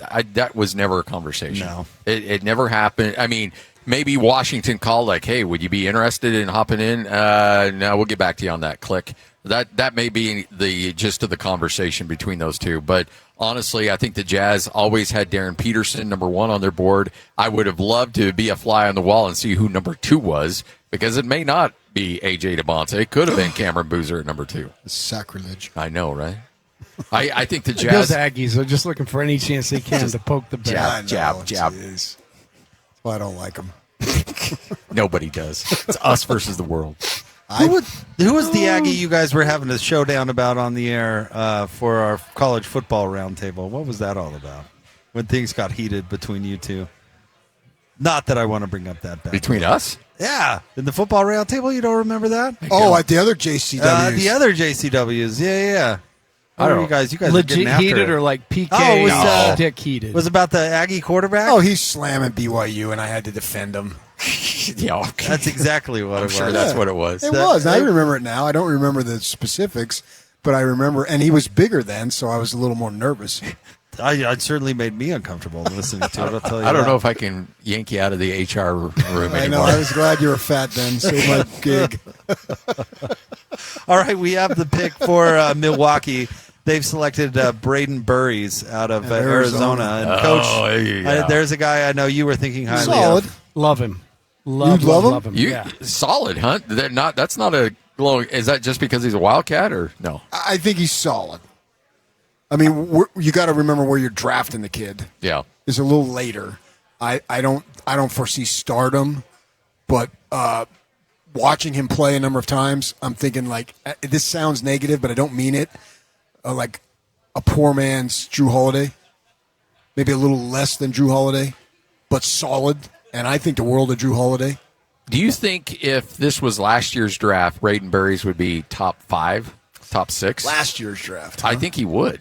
I have to go back and review all of last year's picks. I don't know, because last year's draft was pretty good, man. The top 5, Flag, right.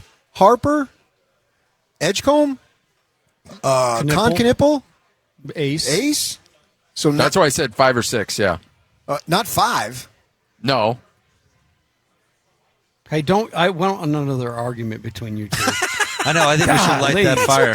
I don't even remember this. I'm surprised. It was heated. I'll tell you why I like Burries. He scores so easy, and I look for guys with the it factor. Like in the drafts we've done together, Jake and I, like a guy that stood out to me. He's on the market right now, Trey Murphy III, who I just absolutely love his game. Okay. But I just look for it, and this kid, to me, I watched him play a couple times, big moments. He just seems to have it. Well, and PK is going to roast me this because I'm bringing up Utah State, but the Aggies were in that game against Arizona, and Burries was the one that put his foot down and said, "No, we're done here." Made that big. Well, I mean, if they didn't get a 9 seed, they would have gone to the Final Four. Obviously, I never said that. Somebody else applied I think a head coach he's in said that. Ohio. Yeah. As if he got a 7 seed, he would have signed the long-term contract. Exactly. It's like, well, they gave me a 9 seed, so I have to leave. Hey, what day is it? Okay, I still got to be Utah State. Okay. All right, we'll step aside. On the clock right now, the Golden State Warriors for pick number 11. We're also getting word we're hoping to get Darryn Peterson on the phone coming up in a short while. So make sure and keep it tuned right here to your Jazz Draft Roundtable on 97.5 the KSL Sports Zone. Jazz Draft Roundtable. Jake Scott, Scott Garrard, Patrick Kinahan, and the coach, Tim LaComb. The Utah Jazz, if you're just joining us, take Darryn Peterson with the number 2 pick in the NBA Draft. On the clock right now, I believe we have the Golden State Warriors, so we'll see if they step up and who they pick. We'll find out. After that, you've got Oklahoma City, who's picking at 12, and I'll be really curious to see which direction they go.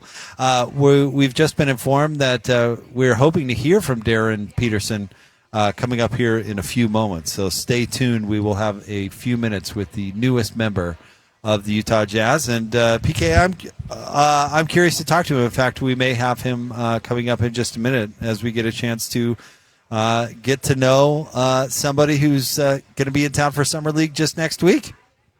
Yes, sir. Oh, yeah, man. I'm fired up to see him come. I want to hear what he has to say. I just want to – what's his mindset, man? Is he going to take the floor thinking, man, I'll show you all. I should have been drafted number 1. I would bet there's probably some of that there. Yeah. Why not, man? You were number 1, and you fell. AJ climbed over you.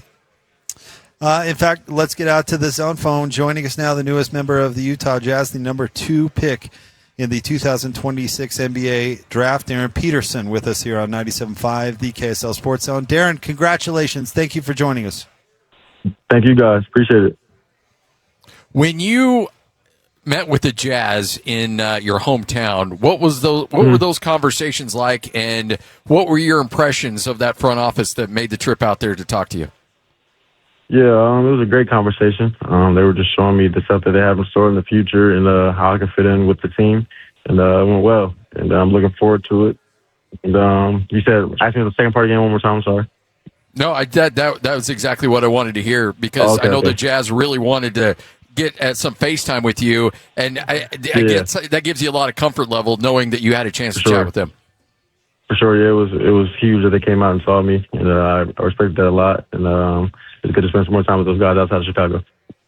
So you didn't go number 1, Darryn. How much will you use that as motivation to show that you should have been number 1, and you will prove that at the NBA level in the coming months and years?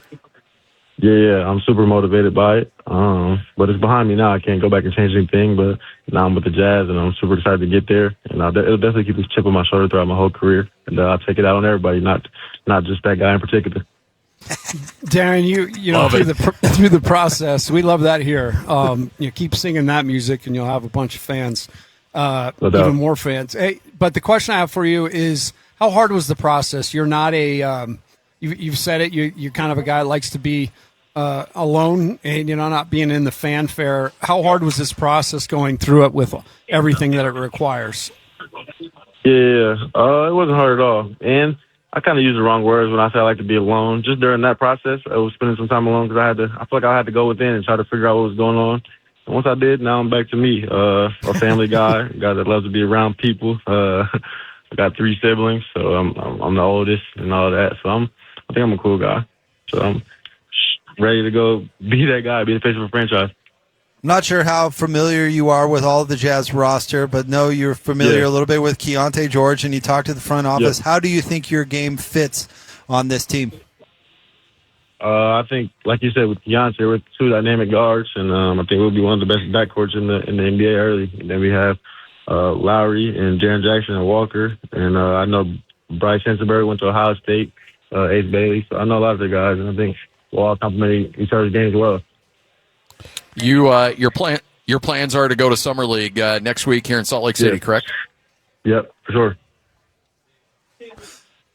Darryn, most guys who are drafted second are going into a losing situation, a team that's rebuilding. This team has reloaded and is ready to win, and you're going to have to find a spot on this team. Nothing is going to be guaranteed.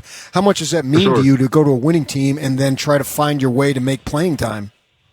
It means a lot. I want to go to a team where I can win now, and I think Utah gives me an opportunity to do that. So I'm prepared to go in there, and like you said, my spot isn't going to be given to me, and nothing's been given to me throughout my whole life. So I'm prepared to go in there and do what I got to do to be on the court. Darryn, your experience at Kansas, just there a few months and a lot of ups and downs, but generally just kind of your experience there and what you learned from it. I had a great experience, obviously the ups and downs, but that's a part of the game, and I enjoyed every part of being in Kansas, and I'd pick there 1,000 more times if I could go back. But it's behind me, and I'm feeling great. Well, Darryn, this is a huge night for you, so we can't thank you enough for giving us a few minutes to come on and introduce Salt Lake City to you a little bit. We can't wait to see you when you get to town. For sure. I'll see you guys soon. Thank you. Thank you, Darryn. We appreciate it. There you go. Oh, he connected with PK. Darryn Peterson. He got the head nod. PK couldn't have scripted a better answer than that. Not going number 1 will provide a chip on his shoulder throughout his career, not just against one guy, I wonder who that guy is, but the whole league. I'm ordering my 22 Jazz jersey tonight. There you go. How do you get PK's buy-in. Bitterness. Angry and bitterness. So it's so funny. It's so funny because all that stuff came out last week, and I must have got 10 to 15 texts from people saying, can we really take a guy with an attitude like that, right? No. And all we're doing is just reading what other people say about these guys. 2 years in a row now, where that interview, that guy, I'm telling you, sounds ready to go, sounds excited to be here. And we just have to remember this is a process. Scotty and I all week, for a couple weeks, don't take it personally. But, man, he said it, to be able to come to a team that's pretty much formed now and he can come find his way without all the pressure of having to be the guy from day one. Pretty awesome. I liked him clearing up, too. Coach, you asked him about how he's a little bit of an introvert maybe. And I like how he cleared it up and said, hey, I didn't communicate that well. That's not really what I'm about. And he said, he's about family and relationships and those sorts of things. I like that he's going to be a little vocal and give a little pushback on that narrative and we all know this being in the media. I mean, sometimes these narratives come out of nowhere and sometimes they're just people making assumptions. So good for him. Give a little pushback. Say, no, that's not really what I'm all about. He said, I'm a fun guy. I like to have fun, family, and I don't know. We have fun and family out here. Guys, it's the summer of us. And I'll take it out on everybody, not just that guy in particular. Oh, there you go. You had me at hello. Come here, big guy. That's PK's Brothers guy. don't shake hands. Brothers got a hug. Oh, man. You got two dudes connecting with the ultimate chips on their shoulder. It was awesome.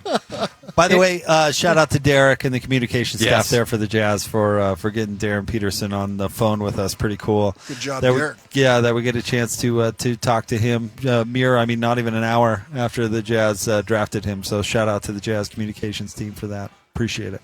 I love the conversation about, look, you are in a golden situation. You may not have gone one, and you won't have that title you get to have next to your name, but you're also not stuck in the Siberia of the NBA when it comes to winning and a stable organization. AJ is going to deal with that, and he'll get stuck out there, and he'll immediately have to be the face of that franchise. He'll immediately their wins and losses are going to be judged on him.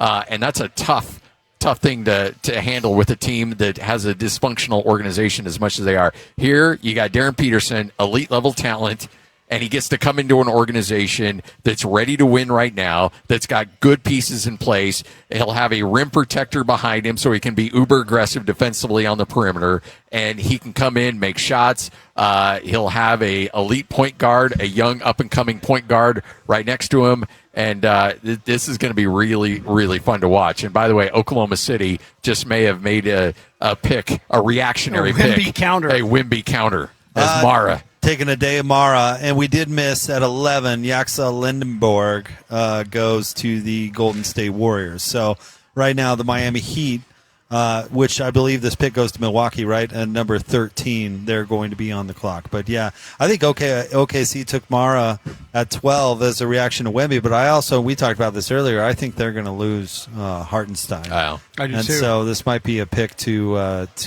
pick his replacement at center, which might be a wise pick, and they didn't even have to trade up to do it. They got him at 12, which is a little bit of a surprise. Right. I mean, a lot of people thought they'd couple picks and get, but must have got intel he'd be around, and that was the guy they were in on. What's that, Christian? You want to throw? All right, we're going to have a chance to hear from AJ Dybantsa in a second. Sorry about that. One thing Darryn said was that I think registered. I was actually looking it up. I mean, you get him going with Keontae George, the Keontae George we saw last year, who made a major jump, and you are talking about a top 10 backcourt in the league pretty early. I mean, you start thinking about it, the way the teams have lost pieces, and I think you're looking at a team that could have the possibility if this kid could live up to the billing. I mean, that's pretty awesome. And then to have the front court that you've got and the rim protection and the shooting, man, this is an incredible job of a rebuild, my friends. Took a bit, but we're here. Yeah, suddenly it seems worth it. It does. And, it was one of those situations where, it's like that Adam Sandler movie when you want to hit the remote and just fast forward to the good stuff, the fun stuff. Well, that's Jazz fans. You had to endure it. You had to deal with it, but now it's here. And I can't imagine what that place is going to be like on opening night because the expectations are going to be very, very high with that squad. Jake and I needed that remote. Yeah, right. We could have used it a couple nights. We certainly could have. Thinks that, just to take off on what you guys are talking about, thinks that he and Keontae George can be one of the best backcourts in the league pretty quick. And honestly, Ace Bailey might have something to say about that. I think the internal competition is actually going to be something that's healthy and good for all those players. I mean, Keontae took a huge step last year, but he still needs somebody to push him a little bit. And doing it against on a team that's not trying to win, it has a little fake to it. So come in, and now you're going to have to earn your spot. 100%. Yeah, I mean, competition. It's what it's about. We coaches say that all the time. And Will Hardy's specifically about it because he's going to go to Ace Bailey and say, hey, look, you know what? Had we not drafted this guy, or Boozer was the only one available, you would have been starting. But now, Darryn Peterson's going to battle you for that, and so that's for Ace. And then you got Darryn Peterson saying, I can play a 1 too. And so you go to Keontae like, hey, you better, that jump you made from year 2 to year 3, you better be ready to make another jump from year 3 to year 4 if you want it, especially with that max contract coming your way. So yeah, I mean, I think there's a lot on the line here for a lot of these players, and it's a wake up call because not only did you get better, but you got guys that can play a lot of different positions. Oh, that's the best part, but that's what the general theme of the roster is, as I look at it. I mean, if you want to go big, you can go big. You want to go small, you can go small. You're always going to have an advantage out there with your height to be able to play through guys. But the guys on the contracts for next year, as of right now, Markkanen and Jackson, Bailey, Conchar, Williams, George, Mihailuk, Filipowski, Sensabaugh, Collier, and Darryn Peterson. Pretty good. One of those is not like the other. Yeah. Man, Svi's going to have to beat out a lot of guys to start this year. Hey, but he's got you got to remember how Will last year. He just smoked everything. He was so good last year. And that's a guy, again, you want his situational guy? Got that too. I mean, look, like I said, Will Hardy made Svi a good NBA player. Imagine what he can do with Darryn Peterson. By the way, did we miss that? We didn't talk about that when we were listening to Austin Ainge. Did he say that Will was not there because he's at a wedding? Yeah. Wow, that's a bad timed wedding. Don't tell me about it. 3 years ago, I had to go to a reception on draft night. Yeah, sorry about that. He and Ryan both had weddings that night. Yeah, wonder if it was the same wedding. No, I do know that Ryan's was family. Oh, okay. And Will traveled, so. Well, there you go. Will travel. I will say that Austin Ainge traveled to Canton, Ohio to meet with Darryn Peterson. Yeah, he'll be traveling again in about 20 years to Springfield, Massachusetts with Darryn Peterson. Well, they'll boff get a plaque. Yeah. PK with these predictions. Man, the last 22. It's easy to throw 20 years down the road when you're, dead. Sundowning. And you don't have to be accountable to it. We'll put it on your... Sundowning? What are we talking about here? I mean, he's on the end. He's on the end of his rope. I'll have a medicinal card. I'll be fine. All right, stay tuned. We're live from JCW's the South Jordan location. They've been a great host. We've had a great time for the Draft Roundtable. We'll have more for you straight ahead. In fact, who's on the clock right now? The Bucks or the Heat for the Bucks are on the clock. We'll let you know who they pick coming up next. 97.5, the KSL Sports Zone.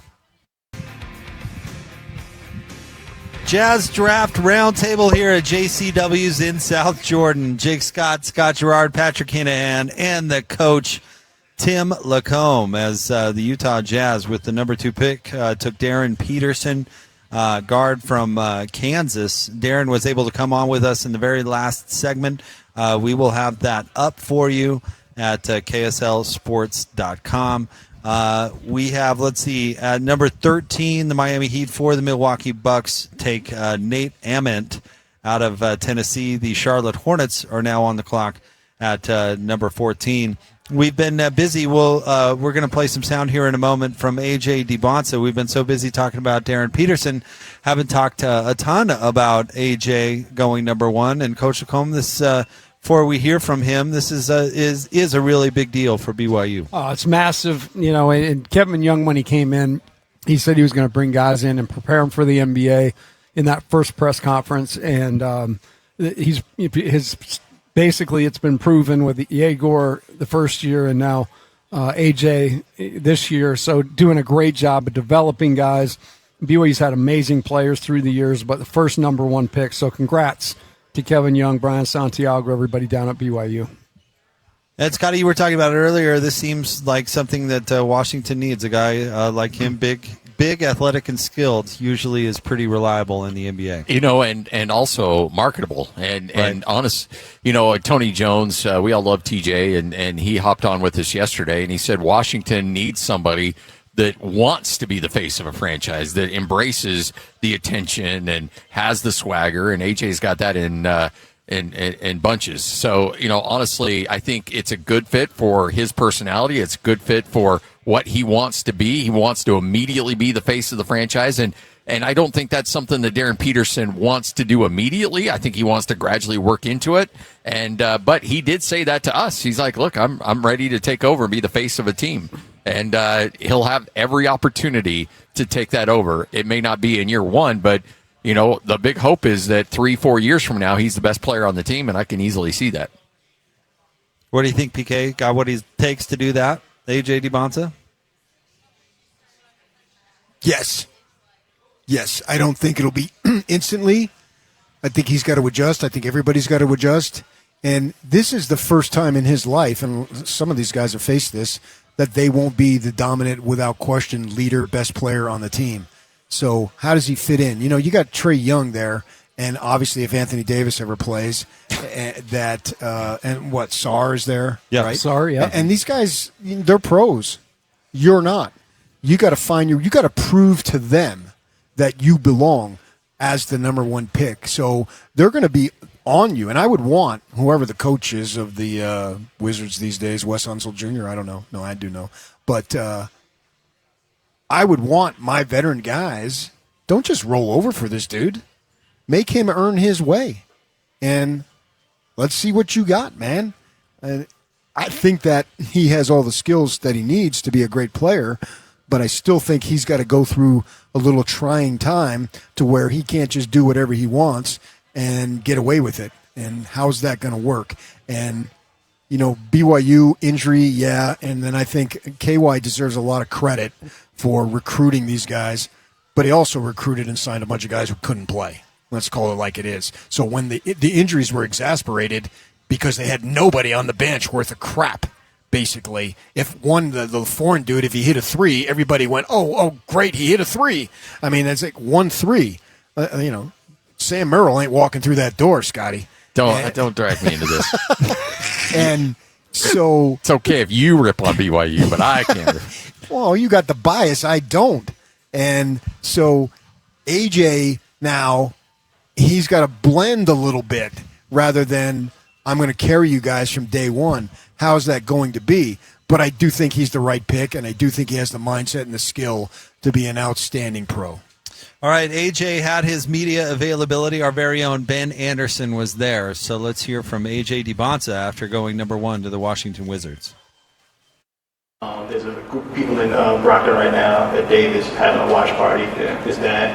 There are a lot of people in Boston. Remember Patrick Ewing, remember Jimmy Walker, remember Will Blaylock, remember Terrence Clark. For you, what does it mean to put sort of Massachusetts basketball at the level it's at right now? Yes, to answer your first question, being the number one pick it's meant a lot to me. Obviously, me being number one throughout my high school career, I definitely wanted to be a staple to being number one pick in the NBA draft and being in the same conversation with LeBron James, Cooper Fly, Allen Iverson, guys like that.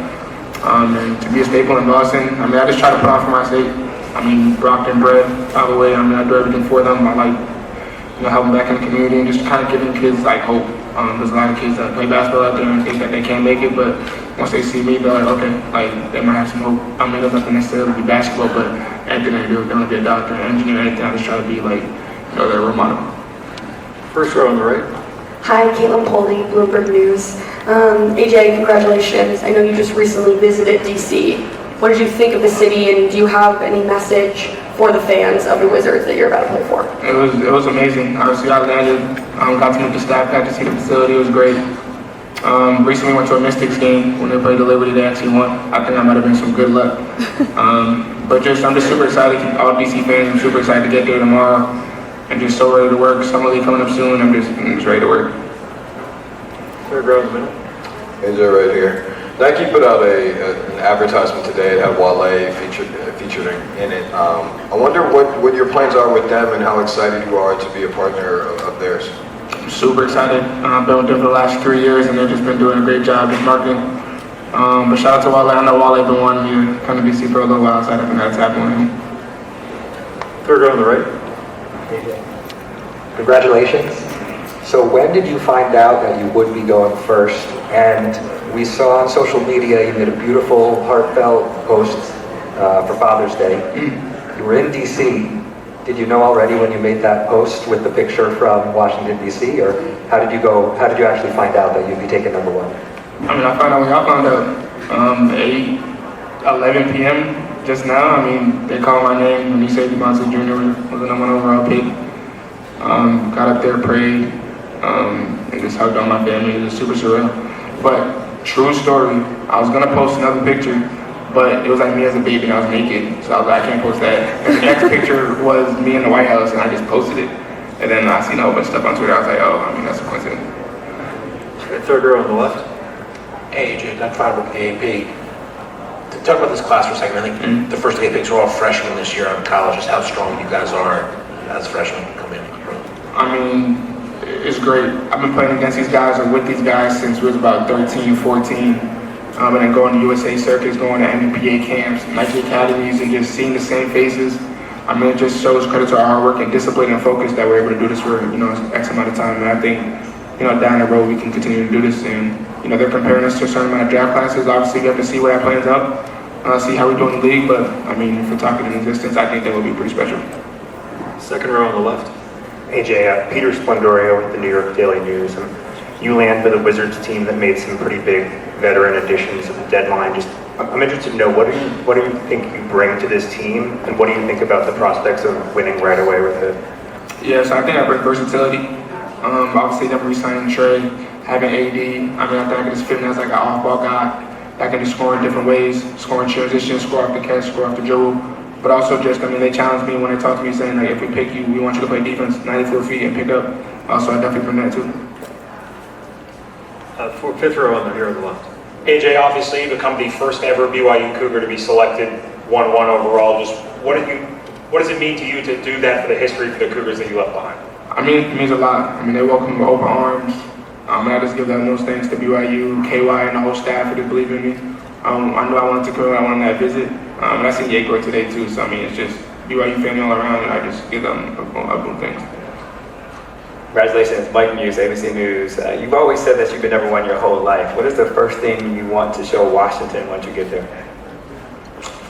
I mean, a little bit of everything. I mean, right now we're in the off season. I mean, I'm gonna get there and work out, but I'm gonna try to just interact with the fans. I think I gotta do something on Thursday, so see a lot of the fans, just interact with them and just kind of show my personality. AJ, Jason Petrucci with AM New York. So you're joining a Wizards team with Trae Young at point guard and other veteran experience. What does it mean to you to have those type of guys with you day one? I mean, it means a lot. Just coming into the league and not having any vets is probably tough. I mean, it is tough. But having vets like all-star guys like Trae Young, Anthony Davis, guys with 1 chips like Anthony Davis, I think I can kind of pick their brains and just get some easy knowledge. Fifth row in the middle. Holden Sherman, SB Nation. What's the balance of enjoying this moment? You were just the first overall pick in the NBA Draft, but also knowing that you've got a whole career ahead of you. What is that kind of fine line almost? I mean, I know I have a lot of work to do, but obviously this night is just a celebration of all the hard work I've done in the past, so tonight I'm going to celebrate, but I got to get out of play tomorrow morning, and I'll probably work out tomorrow if I can, if they let me. First order on the left. AJ, Zach Gill, WFAN. The Wizards have been trying to get off the mat for quite some time now. Why are you built differently to really change this franchise and get them moving in the right direction? Yeah, like I said, my versatility. I think I can bring whatever they need me to do. So if they want me to be strictly like a defender, I think I can do that. If they want me to be strictly offensively, I think I can do that. But I think I can bring two-way abilities. Being able to score off the catch, dribble, work on my catch and shoot through a lot. Try to guard the best player. And obviously, like me being able to fit in with other long wings like they have over there defensively, I think we can really mess things up. Second row in the middle. Hi, AJ. Obviously, you had the ball a lot at BYU. Obviously, as well, Trae Young has the ball a lot whenever he plays. How do you think you guys can find a good balance there on offense? I think I definitely find a balance. I mean, I can play off ball. I mean, not a lot of people seen that, obviously, going to BYU, but I mean, I can play off ball. I've been playing off ball with prolific prep. I play with Tyron Stokes and other number one guys. When I go to USA, I'm not the number one option. So I can definitely play off ball, and obviously I have to pave my way. Obviously, I'm walking in with some vets, so definitely got to earn my spot. Last row all the way to the right. AJ, congratulations. You've said that your dad helps you handle a lot of responsibilities so that you can focus on basketball. I'm sure it's going to be hard to do, but can you put into words what your dad and your family means for this moment? It means the world. Like, I don't even know how to explain it. Like, so many sacrifices that he's made. Like, he quit his job just to retire to, come moving. Utah prep, so I'll be safe. Me sending me over to California by myself to go get a better, basketball experience. All the little stuff that I didn't notice that he was doing at a young age, obviously it's paying off now. But he's my dad. He acts as my manager. He does a whole bunch of stuff that he doesn't have to do, but I just give him that most thing.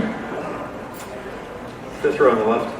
AJ, we saw your full name on the gold basketball and full name announced by the commissioner. Are we having a rebrand going into the NBA, or can we stick with AJ?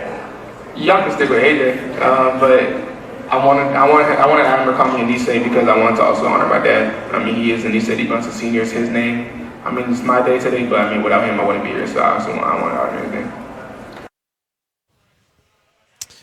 There you go, AJ Dybantsa, the number 1 pick in the NBA draft from BYU. How about that? Good day for Kevin Young, for sure.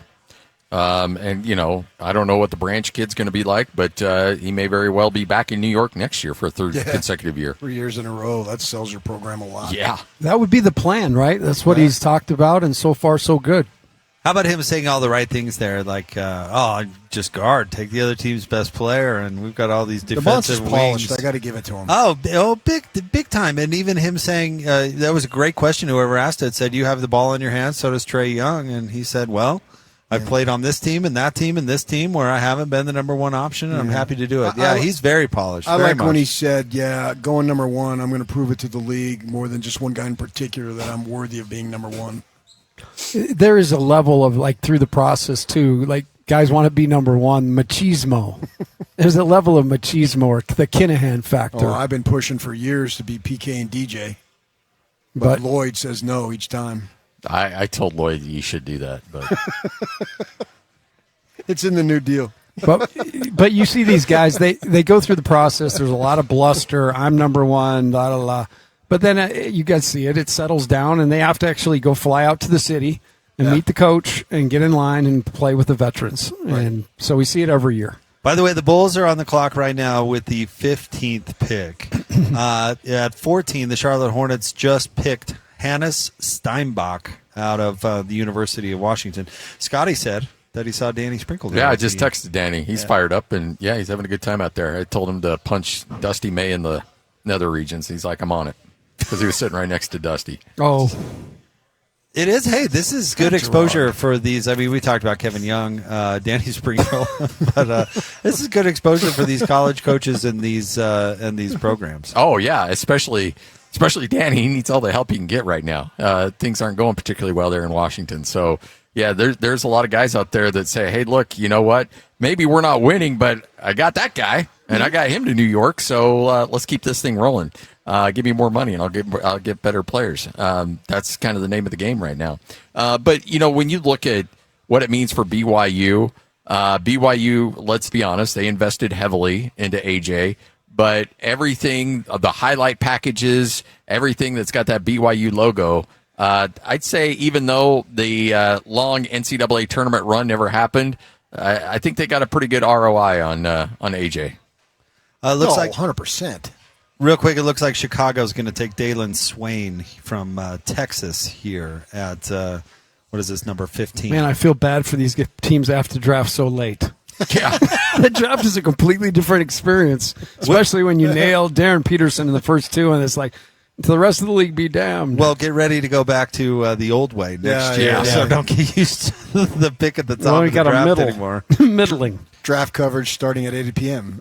Exactly. We've already had Austin Ainge and his availability on the air. We've already had Darryn Peterson call in from New York. Ben sending back post-game sound post-draft sound from AJ Dybantsa. Usually that's like 10:30 p.m. stuff, and it's 7:47. So I remember this is like an East Coast game for you. Yeah, right. It's kind of nice. I can recall doing a media interview with Azubuike at 10:30 at night. Yep. And then I'm wondering, why did I stay up for that? Yeah, and Jazz fans were wondering the same thing. Well, why did they draft him? Yeah, that's the point. Desmond Bain had short arms or something. McDaniel was no good. McDaniel was the player. Yeah. Kid out of Washington, right? Mm-hmm. Yep. Yeah. But that Jazz regime, that might have been their flaw. They had this theory that they had to find a duplicate for Rudy because they were losing games when Rudy came off the floor, so they had to have a big to buoy things when Rudy went off the floor, and that they tried it with a number of different players, including Doak. I mean, we remember back to Hassan Whiteside. That's the whole point of bringing Derek Favors back in the second time. It just never panned out. No. A new era for Jazz basketball. So, you look at the eras, obviously John and Carl, but then you got the Darryn and Boozer that, frankly, were probably better teams than we give them credit for. If they don't run into some guy named Kobe, who knows what they could do with that team. And then you got the Donovan Mitchell era. Now this is a new era of Jazz basketball kicking off next year. With a whole different look. Yes. Like Jake and I, when the trades were made, everybody thinks back to that point and the Jazz were contending. But in reality, there was a lot of smoke and mirrors. Oh, you know what I mean? Yeah. And you didn't get very deep down the bench and get much out of it. So to look at that team and its run, look at what this team could possibly be, totally different. I mean, I've said this a bunch. It has nothing to do with the draft, but I think it's they're huge for the first time ever. Yeah, the Utah ever. Jazz are huge. Usually, we're talking about these undersized teams that need to punch above their weight, and that's not the case with this team.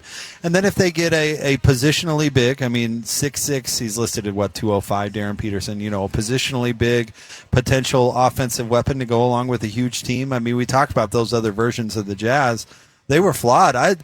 Those Boozer D-Will teams were great. They were really good. They were better than we remember, but they were super small. Yeah, Lamar Odom would wreck them. Yeah, every time. I mean, remember what they had: Odom, Bynum, and Gasol, 3 7-footers, and they were just a flawed team that couldn't get past the Lakers. This version of the Jazz doesn't quite have those obvious flaws. It definitely has been constructed in a different manner. Well, Coach drops the line all the time, and I've stolen it from him. The defense is about presentation. And it really, when you look at that defense and you see that length that defense is going to have, it's going to alter a lot of game plans. It's going to alter a lot of what offenses can do because they will. There's a lot of beef out there. By the way, Memphis is on the clock right now at pick number 16. Oklahoma City picks again at number 17, and then followed by Charlotte at 18. I know you're dialed into the Hornets draft, PK. I just thought I'd keep you. He's a big LaMelo Ball guy.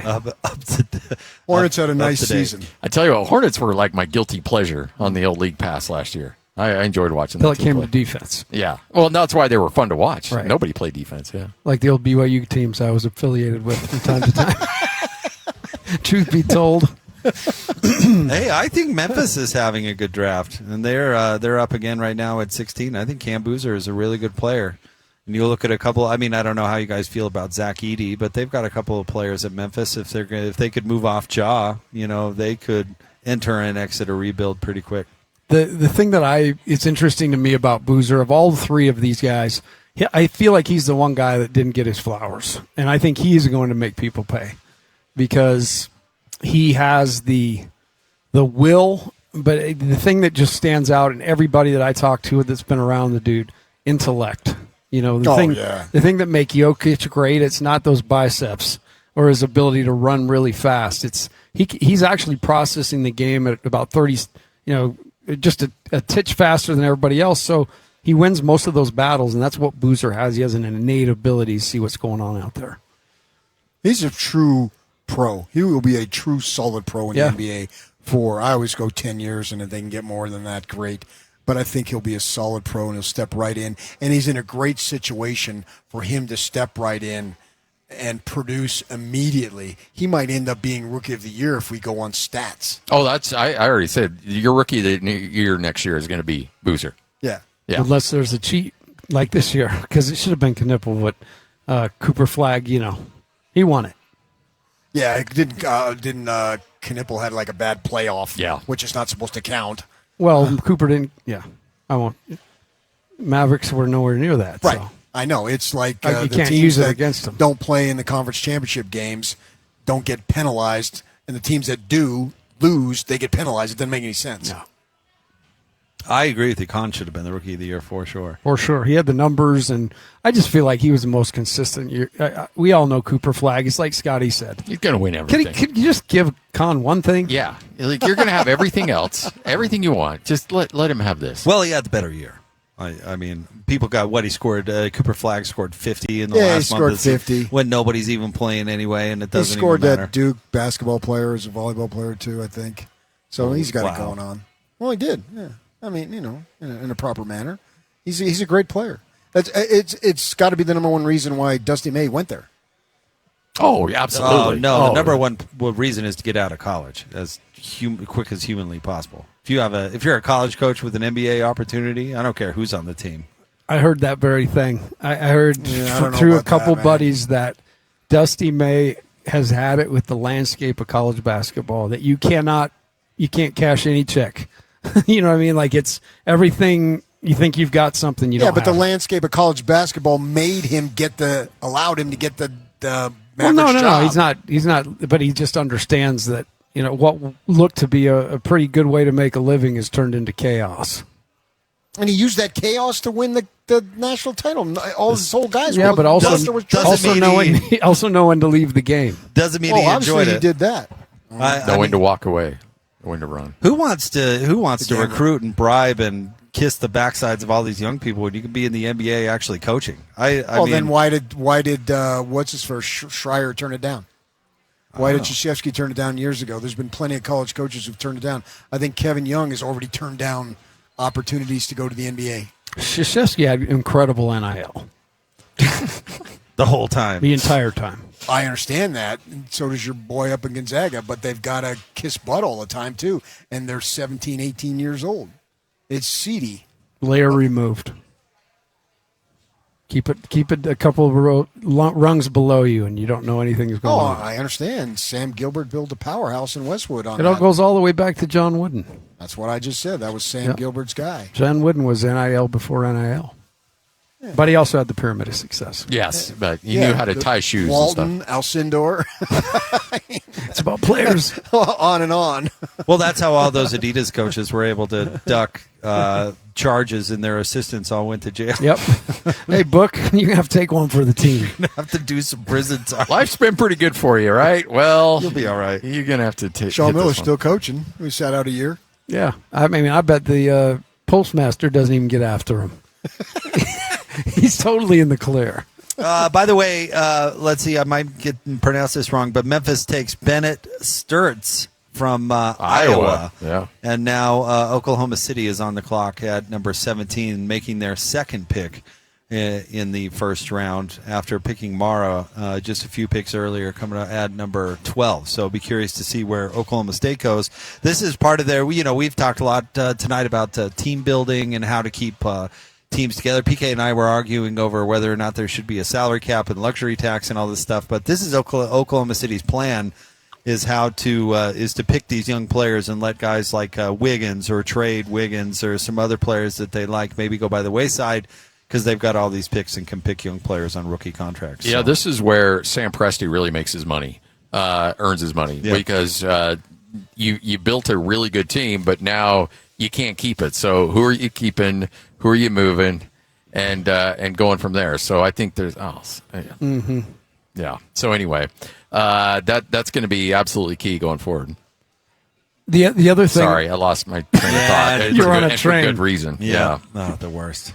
Anyway, Oklahoma City on the clock right now at 17. The other thing, I actually like the fact that teams can't just, get lucky and keep guys for forever. I like the fact that you've got to continue to stack good decisions, and you have to choose.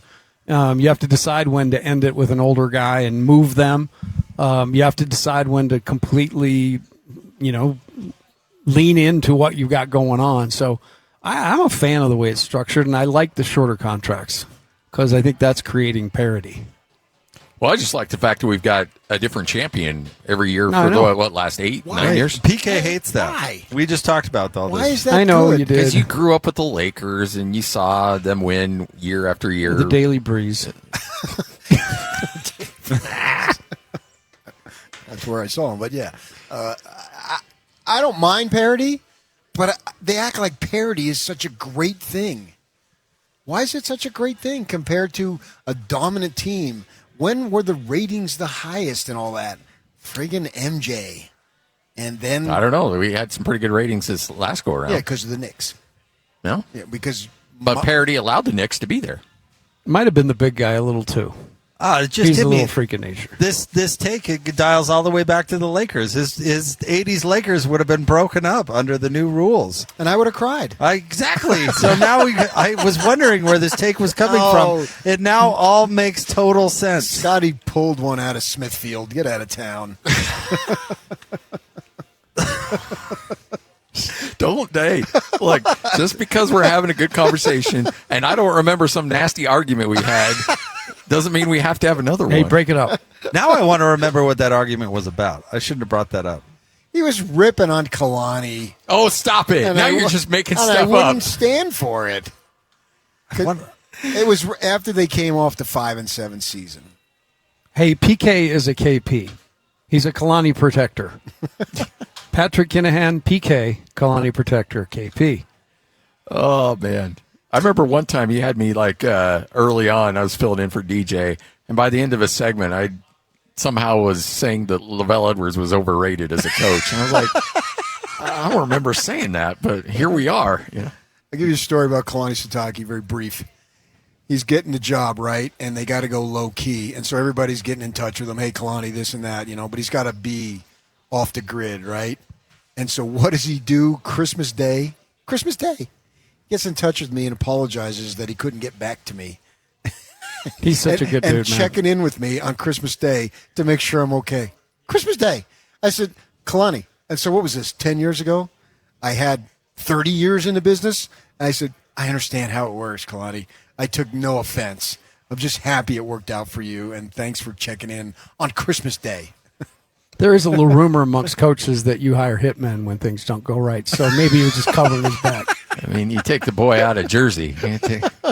Or California or Arizona or wherever you claim. Just depends on who's hot at the time. Oh, man, how about those Arizona State Sun Devils? Huh? Oh, boy, the Yankees are looking good. Heaven forbid NAU makes a run in the big sky. Man. Man, I was in heaven when the Knicks won it all this year. Just remind me of days of my youth. It did. You were listening. I was in the Madison Square Garden the last time when they beat the Lakers in 1973. I was there. For real? Yes. Not the clinching game. You went with a family friend that invited you. It was the town that I lived in. My friend's father was the mayor, and so he had an extra ticket. So he told his boy to invite me. And my father, who was a big-time basketball guy, was furiously jealous. Yeah, because I don't think the games were televised back then, were they? And you guys weren't even born. But so I was in Madison Square Garden. I forget what game it was. It was like game 2, I think. And there I was. And there was Jerry West. And there was Wilt. And there was my guy, Walt Frazier. Walt Frazier, man. I got a card signed by Clyde. Did you really? I do. I have one, yes. Nice. Dave DeBuscher, Willis Reed, Bill Bradley, who came off the bench as a gangly defender, rebounder dude? Phil Jackson. Yeah. Okay, so there has been some movement with these trades. Real quick, there has been a trade, so I'm trying to catch up on this. According to Shams, so Memphis is trading number 16 Bennett Sturritz to the Oklahoma City Thunder for 2 second-round picks. Memphis then will draft number 17 now via Oklahoma City. So the Grizzlies get 2 second-round picks and swap the 16 and 17 picks. Memphis is trading number 17 to Detroit to move back to 21 for 3 second-round picks. So Memphis is picking up a bunch of second-round picks. And so at 17, they are drafting for Detroit Buka Akori from Stanford. So he will, Okori will end up in Detroit, selected by Oklahoma City, traded to Memphis, and then to Detroit. That's a lot I of hope hats. that makes a lot of sense. Clear as mud, but wow, good job. Memphis working popping way them through around. that. You know, the other thing too is I still can't figure out why second-round picks are like cigarettes in prison in the NBA. Like, people like to collect second-round picks, and I still have not figured out as to why. Cigarettes in prison. Scotty had a rough. That's currency. rough That's landing in currency. Declo. I got you, Scotty. Thank you. I was understanding. Then why what not you were say putting- money? Cow tipping will get you 30 days. Well, I know how you like to weave those fun metaphors into your stories back in the day. You're like the Rick Riley of the Salt Lake Tribune. I only say that because I know that ticks you off. Similes and metaphors. That's what good writing. Hey, devolved we've into. got to dress it up on the radio here. You can't just be plain Jane. It's like a barn full of cows in Idaho. Well, now that's something Scotty can identify with. I was nervous as a long-tailed cat in a room full of rocking chairs. That's a joke. That's Joe Cravens. Joe had a million of them. We are live from JCW's. It's the Draft Roundtable. Jake Scott, Scott Garrard, Patrick Kinahan, the coach, Tim LaComb. I'm even confused about who's on the clock now. Charlotte is back on the clock at number 18, followed by Toronto at 19, and then the San Antonio Spurs at number 20.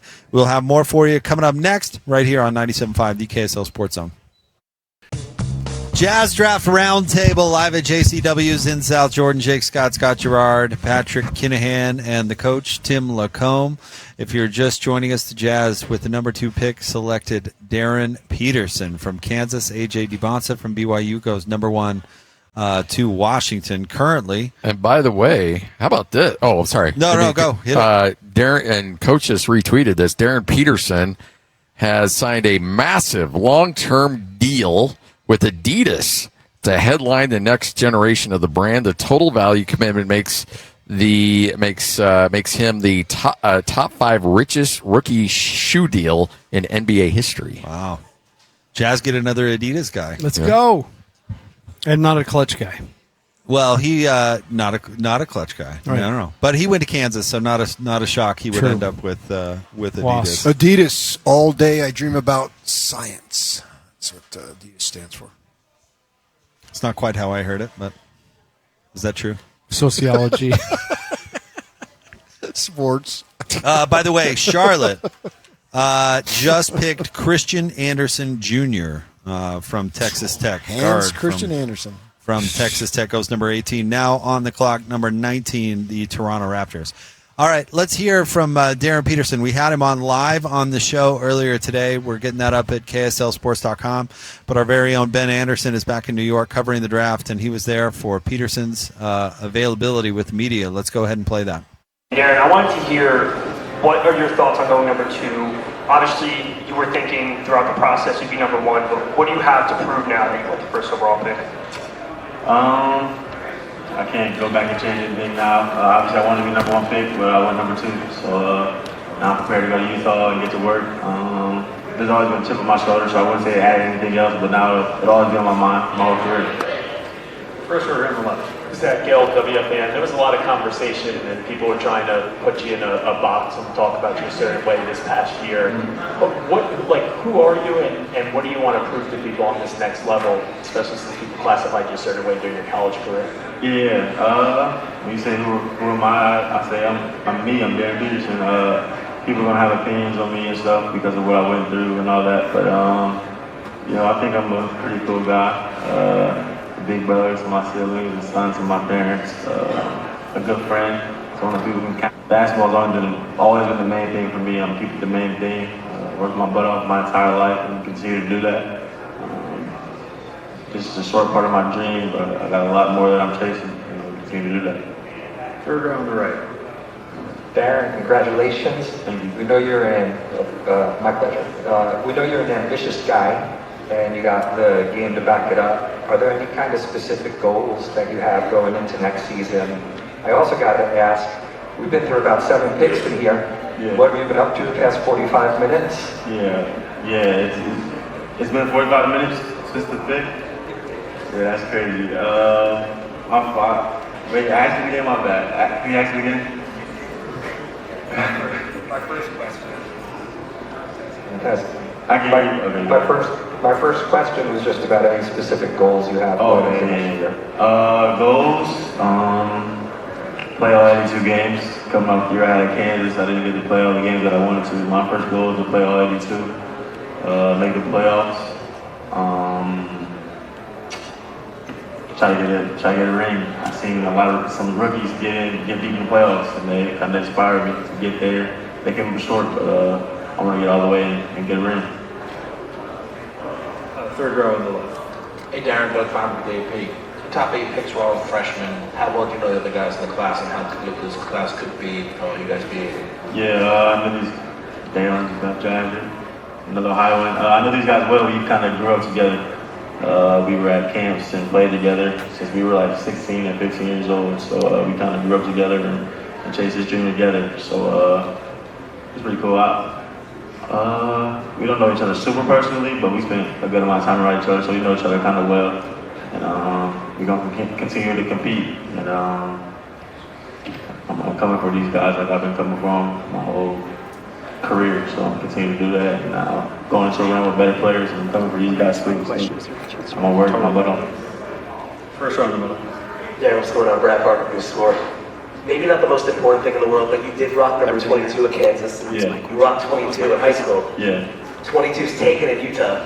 Is it? What number are you going to rock with? Who has it in Utah? Kyle Filipowski. I'm going to have to see what he's willing to do to get that up. But if not, can you wear 8 in the NBA? I don't know, because sometimes there's some numbers you can't wear. I think 8's good in Utah. Might try to rock 8 or try to see if he's willing to give it up. But if not, probably 8. I like 8. Kobe vibes. I just got Kobe tattooed on my shoulder, so they're going to see that soon. But yeah, probably 8. Third row in the middle.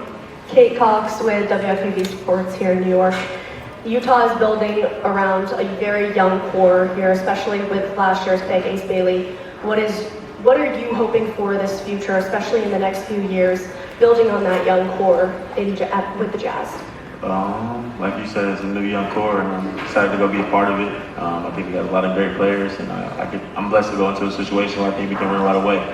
So looking forward to it. Hopefully we can go in and be one of those teams now, get deep in the playoffs and get a championship. Back right corner. Darryn, congratulations. What have your conversations been like with Utah? I know you met with them, but you didn't specifically work out. Yeah. They were great. I remember meeting with them in Chicago and telling my agent, I know I want to be number 1 pick, but I had a great connection with Utah, and I wouldn't be upset if they called me. I think when I didn't work out, there was a misconception that I didn't want to play for them for some reason. But my main goal was number 1. So me and my team decided that was the best place for me to go work out. But definitely happy that Utah picked me and can't wait to get there and go work. I think it's a great fit. Fourth row on the left. Hey, congratulations, man. Your energy right now, you seem so calm and composed and a great sense of your agency, like you're ready to get on the court already. Yeah. What is driving that? It seems like you've already pushed through the draft experience and you're ready for the court already. Yeah, the celebration stops tonight. Like, I got drafted today, but tomorrow I'm now an NBA player, so get home, I'm gonna work out until I gotta report to Utah. Like I said, balls first. So I'm a grinder. Like I said, Kobe's my guy, and I'm inspired by him. So I just kind of try to think, what will Kobe do right now? I think he'll get drafted and move on and try to go be the best thing possible. So that's what I'm gonna do. And I see a guy with number 1 on the screen up there right now, so I'm action motivated. Third row in the middle. Hi Darryn, this is Kimmy from Igu. First of all, congratulations. What is one thing you trying to show the NBA fans in the upcoming summer league? The upcoming summer league?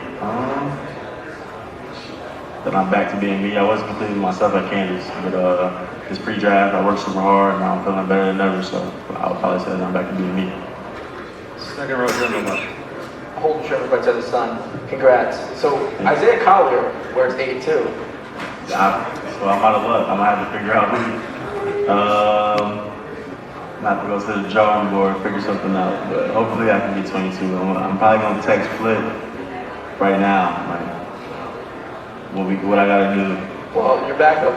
So we go see. Let's go back row here on the left. Morgan Trailer and Skate, what was the most difficult part of the pre-draft process? The workouts. I was, getting pushed to extreme limits. Obviously, after the year I had Kansas, I had to push myself to another level. And the workouts were super intense. I had a strict schedule. I also got a puppy during the process, so I had a lot of stuff going on, trying to work out, trying to train him, trying to spend time with him. Probably the workouts was the hardest part for sure, but I embraced it. And, I love ball, so I'm gonna do whatever I gotta do to be the best me. Last question. Darryn, you were the highest Kansas player drafted since Andrew Wiggins. What does that mean to you, and how cool is that? It means a lot. Some of the hard work paying off. Had a great year at Kansas. We'll do it a million more times.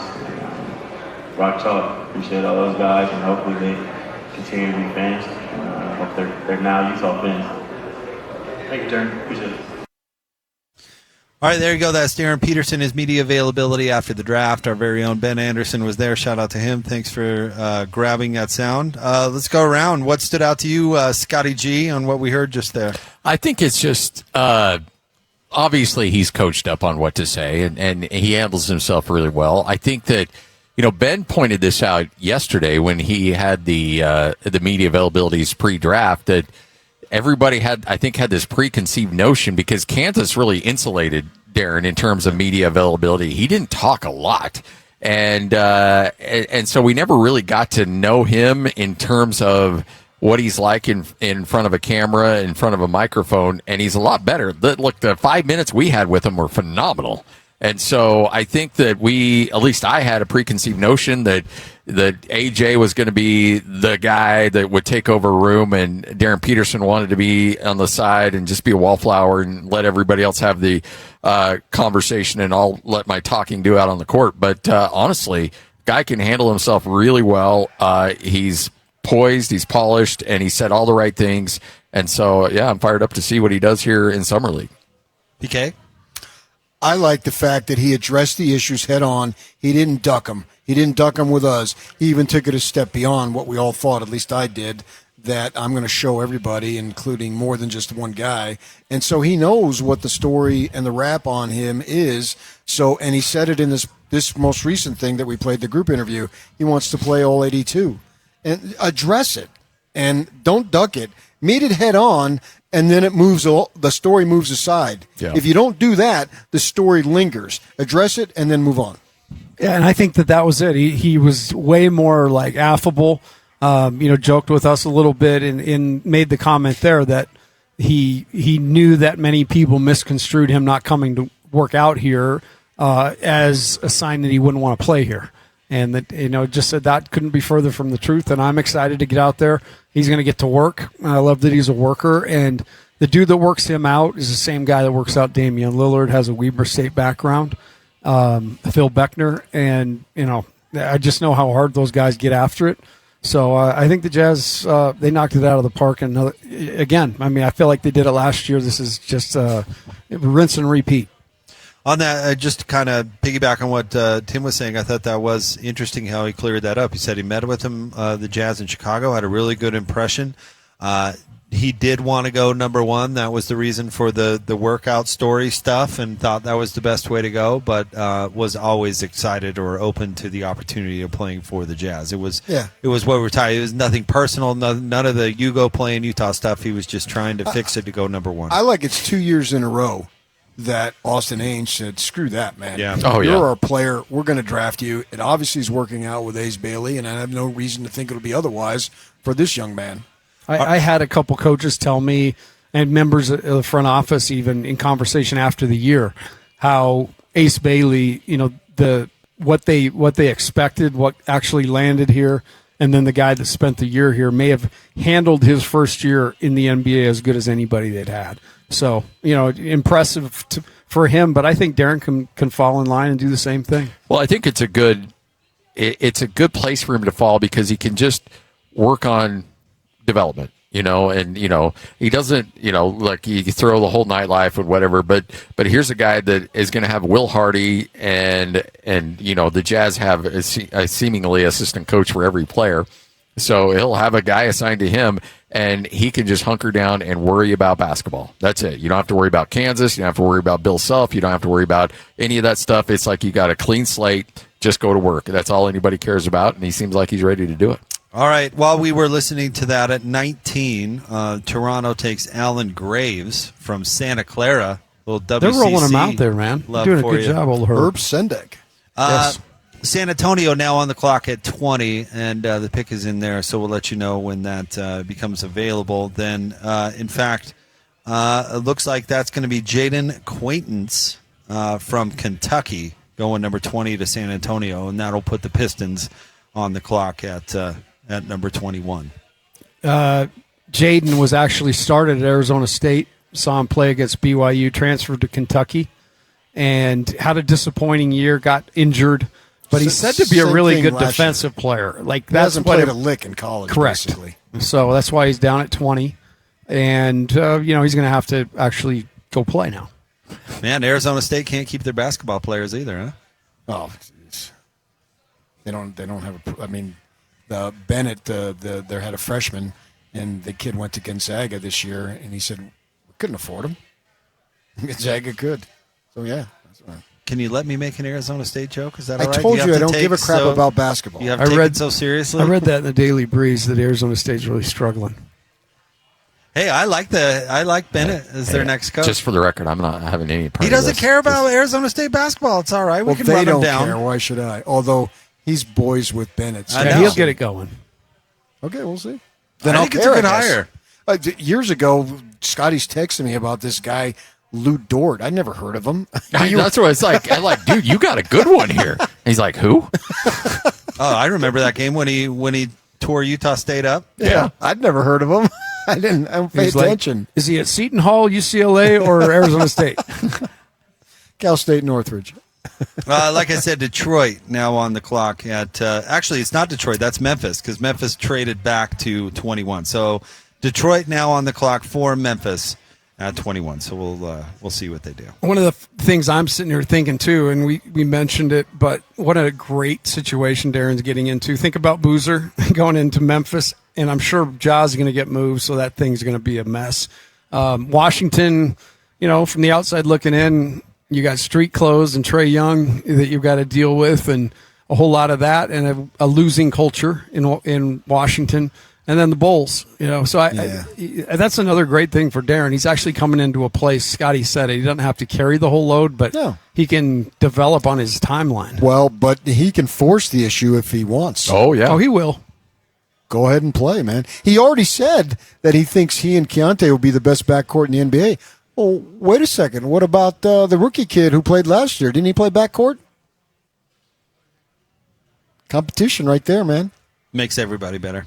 Well, look, Darryn Peterson, I think, will be a good teammate, but he's not coming in to acquiesce. Like, you're not built that way and have the success that he's had just being like, okay, you know what? I'm going to go in, feel my way in the locker room, see who's who. And no, he's coming in like LaComb did with you. Yeah, he's like, this is my damn show now. Yeah, right. Easy, PK. I didn't say it's that. Be you and I squaring up. He said it. Yeah, but me. You put it on the tee. Oh. Joining us now, live live from New York. He's covering the draft not only for the station but KSLSports.com. My co-host from 2 to 7 right here on 97.5 the KSL Sports Zone. He is Ben Anderson. Hi, Ben. Hello, guys. How are you? Set the scene out there. This was a boring draft. I mean, everything kind of went chalk for a good chunk of that first round. No big surprises. What was what jumped out to you?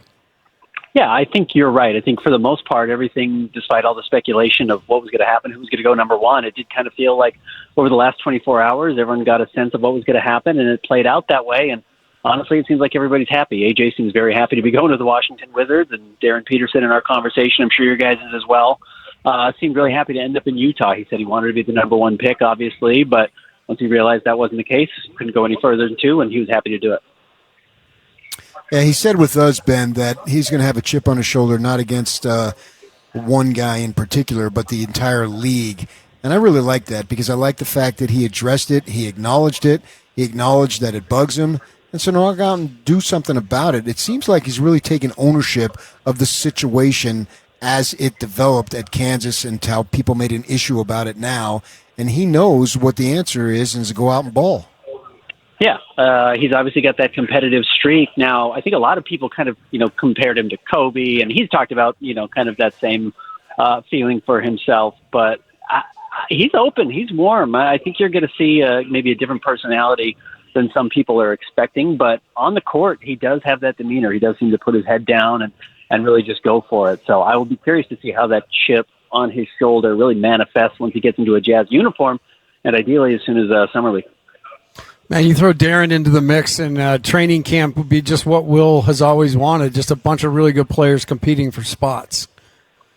Yeah, I don't remember a Jazz team, 1 through 5 that has this many guys that can dribble, pass, and shoot. Now defense is going to be a big issue, and Darryn Peterson should provide some relief on that end. He's a very good defensive player and showed that at Kansas, but Keontae George is a threat anywhere on the court with the ball in his hands, and now Darryn Peterson is really a threat anywhere on the floor with the ball in his hands. And, obviously, Lowry's one of the best shooters in the NBA. We haven't really seen the best of Jaren Jackson Jr. in a Jazz uniform yet, and how he gets worked in. And then, Walker Kessler's got to get worked out. But the amount of talent the Jazz have in the starting 5, enough to make no mention of Ace Bailey, Kyle Filipowski. It's a loaded roster. It's one of the deeper rosters I ever remember, even though they're so young. It has a lot of guys top to bottom that can come in and contribute and are still coming into their own. What's your personal opinion with how this played out? I think it went well for the Jazz, in all honesty. And, I don't know what their draft board looked like. At times, trying to decipher what they were saying, I wouldn't have been surprised if Darryn was the top player on the board. Now, that's pure speculation on my part. They may have been thrilled to get AJ if he'd fallen to 2. But, obviously, with the relationship they have with Carlos Boozer, they were comfortable passing on Cam, which probably says something about how high they had Darryn on their board. They only had to make a board that was too deep, and I think they're thrilled about it. So, clearly no concerns about, the relationship there. Darryn raved about the Jazz coming out and visiting him in Ohio and said he really thought he had a good time there. He said he really liked it in Chicago. They just thought they were going to go number 1, so he canceled his workout. But as far as it worked out for the Jazz, I think they've got to be thrilled and fans have to be thrilled. Ben Anderson joining us here on 97.5, the KSL Sports Zone. So in our conversation with him, he mentioned that he thinks he and Keontae George will be the best backcourt in the NBA. Obviously, that's a bit on the aggressive side, but how do you think he and Keontae play in that backcourt together? Yeah, you've seen young backcourts across the league have some real success. Most recently, Tyrese Maxey and VJ Edgecombe, just beat the Boston Celtics in the first round of the playoffs. And VJ was the number 3 overall pick last year. So I think you look at the type of talent the Jazz are building, Keontae was a borderline all-star pick last year. We'll see if he can keep that up on a team that's actually, competing for something. But this is by far the most talented backcourt the Jazz have had since Stockton and Hornacek. Now, these guys actually have to step onto the court and prove it, but, lottery picks, top 2 picks overall. This is going to be very unique for the Utah Jazz. It's not the type of firepower they've really been used to with 2 different guys who can attack with the ball in their hands on the perimeter.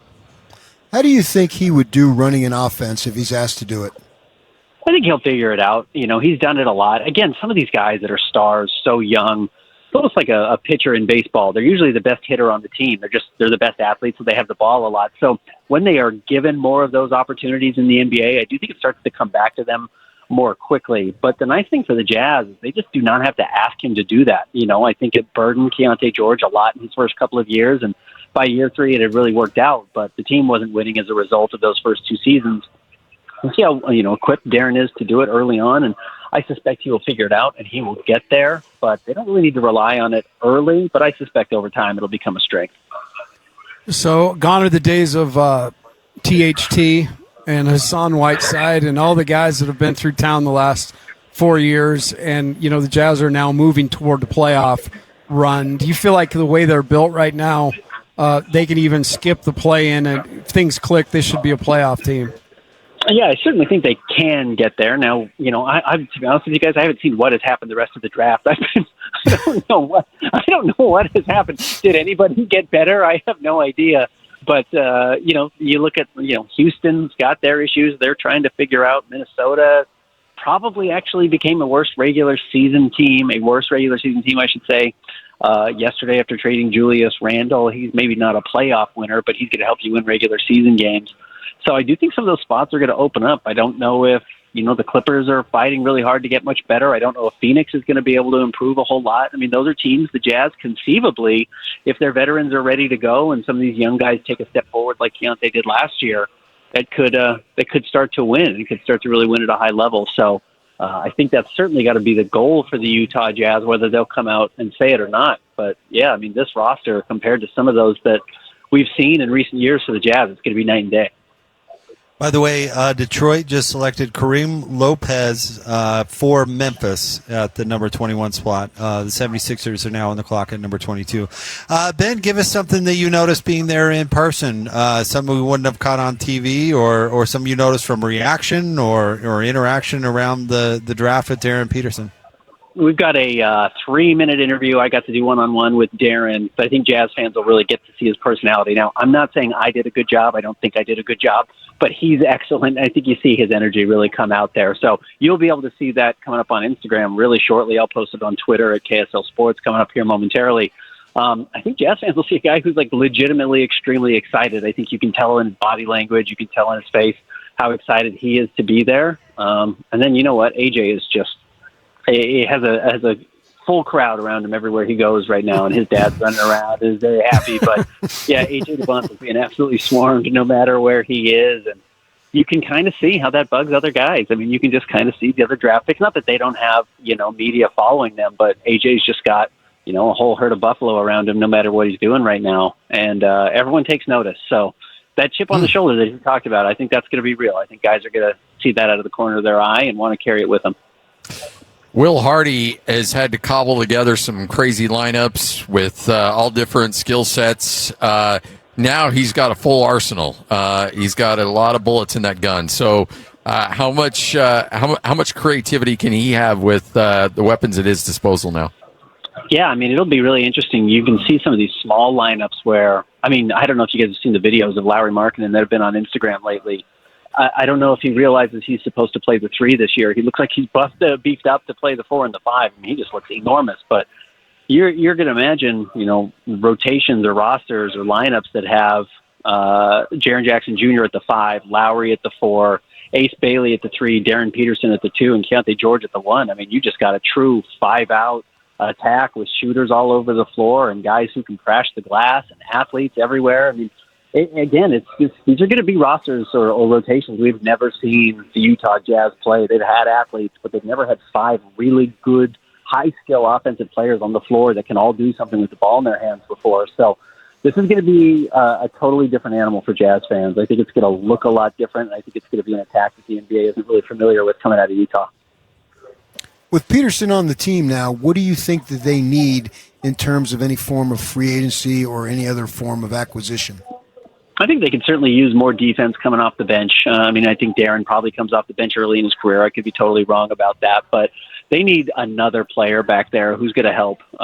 Between Isaiah Collier setting up the offense and Darryn Peterson being able to play, they've got some talent in John Conchar. They've got some talent in C. McKay, but they need defense. They don't really have a good defensive backup big at this point. I know they've expressed some interest in bringing Jusuf Nurkic back, but not really a rim protector. Kyle Filipowski's not doing that at all. And if those guys are expected to be on the floor at any time, it's just going to be a layup line. So the Jazz are going to have to figure out how to cobble together some type of defense in that second unit. And maybe you just make sure one of Jaren Jackson Jr. or Walker Kessler is always on the floor. But that's got to be a priority. This team is not going to win any meaningful games towards the end of the season if they're not able to play better defense.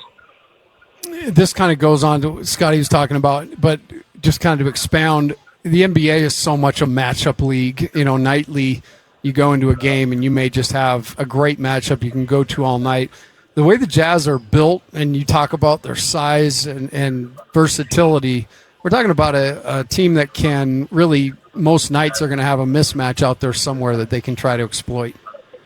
Yeah, we talk about VJ Edgecombe scoring 30 points in a playoff game, and that's honestly not just because VJ Edgecombe is some rookie nobody's ever seen before. I mean, you've got to guard Tyrese Maxey. You've got to worry about Tyrese Maxey and throw your best defensive player at him. And when that's the case, he's got a lesser defender on him even in the postseason.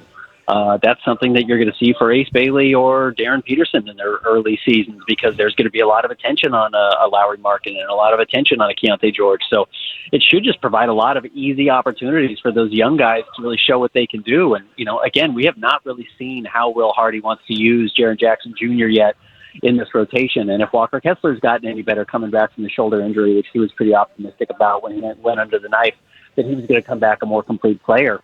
Again, you're just going to have to pick your poison at times with the Jazz. Now, they've got to match up defensively and, again, show they can win some of those battles. But I don't envy the teams that have to guard the Jazz, and I won't be surprised if this is a top 10 offense next season. Ben, thank you very much for jumping on, and thanks for all your coverage today. Great work. Yeah, my pleasure, guys. There he is. All right, the one Good and only dude. Ben Anderson jumping on live from Barclays Center there in Brooklyn, covering the draft for KSLSports.com, as well as, of course, 97.5, the KSL Sports Zone. One thing that I think is interesting is now the clock's ticking on the Utah Jazz, because you're going to have the probable face of your franchise on a rookie contract for a few years. And so you've got a really good player who you anticipate will eventually be the best player on your team. You get him relatively cheap. And so now is the time to strike for the Utah Jazz. It's not a build-up. Like, you gotta go, PK. Yeah. Oh, yeah. This is Russell Wilson with the Seattle Seahawks in terms of what he was able to do with your payroll structure, and we know they cashed in. Yeah, that's why he's got to get ready and have a very nice season, and then next year you make the strong push. Yeah, the cool thing about it to me is it's like Ben said, the Jazz have that front 5, 6, 7 guys that each one of them, in their own right, has all-star attachment. I think Ace is headed that way. Keontae put up numbers like that last year. And Walker runs the floor, protects the rim at an elite level.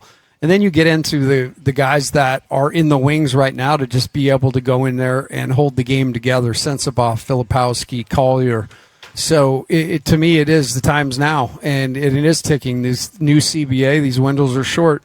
And we're watching it right now. I'm looking at the salary cap. The Jazz they've got a bunch of rookie guys that need to outkick outpunch their weight, and they got a couple of years to make hay, and then they'll have to make decisions. But the time begins now, and the Jazz, the playoffs are what they're seeking.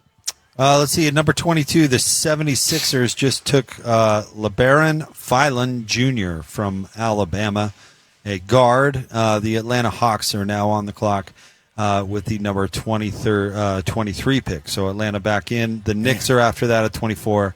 And then PK's Lakers coming in at 25. First round is long. Yeah. When you got the second pick. Get ready, folks. This is where the Jazz will be probably picking in this range coming up next year. So hope so. Yeah. Yeah, it was fun this year. But now it's time to be picking in the mid to late 20s. Go back to how it was. Yeah. We got to wait it out. Yep. Yeah, some foreign dude you never heard of, nor does he come over. Yeah, they're going to stash. And then we get him on the phone at 10:30. And then Austin Ainge comes out and speaks at 11, and then we call it a night. Yeah. We got to talk about those 7 people listening. They all gone to bed. Got to enjoy it. This year is special. PK turns around 4 hours later and breaks it down with DJ. I love this early stuff. Oh, yeah. We've got all our business basically in the rear view. We've heard from Austin Ainge. We've heard from Darryn Peterson twice, once live on the phone. We got to hear AJ Dybantsa's the comments there from the draft. So, yeah, and we're not even in the mid-20s yet. We're still at 23. I'm usually brushing my teeth about now. All right, we'll step aside. We're live at JCW's. Hey, they're still pouring shakes here, so if you want to come get people walk out with ice cream, and she's walking back in. There we celebrate a little bit with a shake over the top, or look at that twisty cone over there. Look pretty good. Check it out. JCW's in South Jordan. We'll have more next. It's the NBA Draft Roundtable here on 97.5, the KSL Sports Zone. Your Jazz Draft Roundtable live from JCW's here in South Jordan. Still plenty of time to come out and say hello, see us, talk a little draft, grab a shake, grab a burger. It's not too late. Burger was nails tonight. Lloyd did me right. Mine was fantastic. I trust me, when we found out that we were back doing the draft at JCW's. It did not break my heart. No. Anytime you get a chance to come here. By the way, you going to top it off with a shake? Not today, but I'm coming back to JCW's, the American Fork location, on Friday. So I might have to save it for Friday. This is a pretty baller week. Get 2 JCW's shows. You're living like us. And 2 drafts. Although I got to admit, I'm a lot more comfortable breaking down the NBA draft. Still getting used to the NHL. Used to NHL, and with hockey, I mean, they're making these picks, and you're never going to see the player again. I know. It's like a BYU recruit that goes on a mission. It's like, I'll think about you again in 3 years. I mean, Darryn Peterson is good, could be a starter day one, and meanwhile, Tisha Ginla is playing in Saskatchewan or something. Just different. By the way, at 23, the Hawks took Zuby Ejiofor. Love him. Yeah, I'm sure I'm killing that name. From what, San Jose? He's from actually St. John's. Oh, St. John's, SJU. My bad. Oh, I mean, hey. I was thinking, I saw SJU. I thought, it's San Jose. Yeah. Wasn't thinking St. John's. I didn't watch it. I mean, I didn't really think much of San Jose, but I don't remember that name. Hey, we had a Santa Clara guy go earlier. I know. The WCC 6th Man of the Year. I mean, they just keep rolling picks. Obviously, we watched Jalen Williams come from there, and another guy from Santa Clara, which has not been a hotbed for NBA players, but Herb Sendek's starting to turn them in. Is that the first Santa Clara pick since Steve Nash?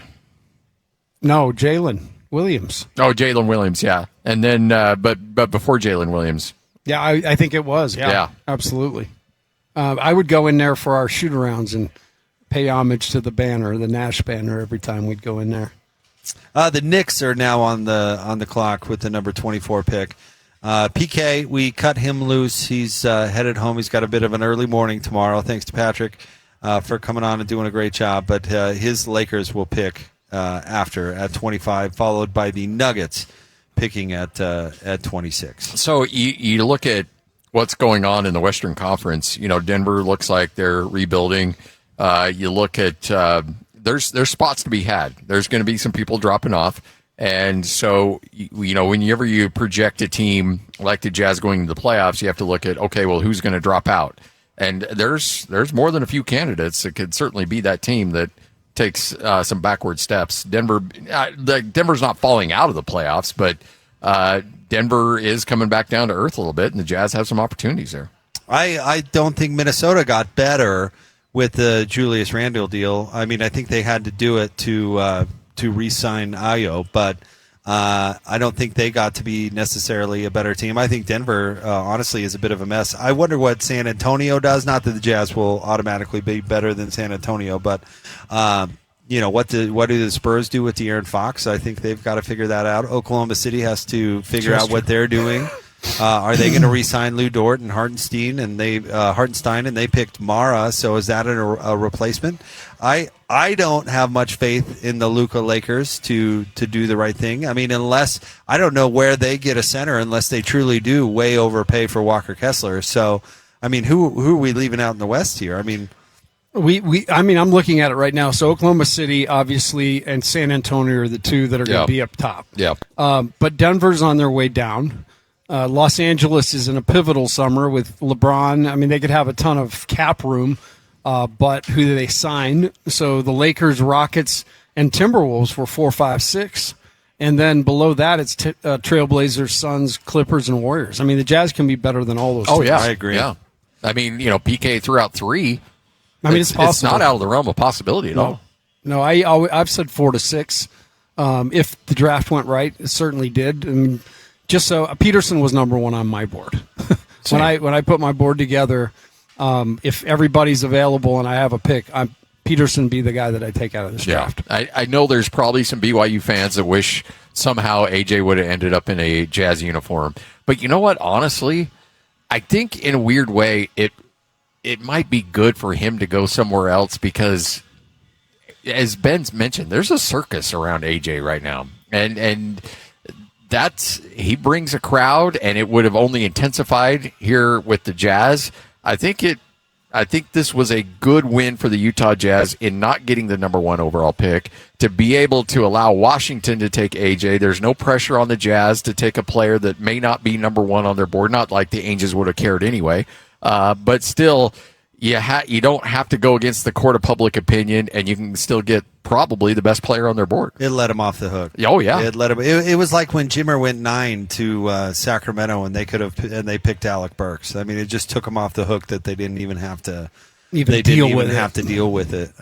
It's why staying at number 2 I thought was somewhat advantageous for the Jazz, because they can take their guy if AJ's off the board, no big deal. And then honestly, if they got AJ at 2, it probably wouldn't have hurt their feelings. They're obviously super familiar with the guy, and he'd be right here, and it'd be a fan favorite. So I don't know if it could have worked out much better.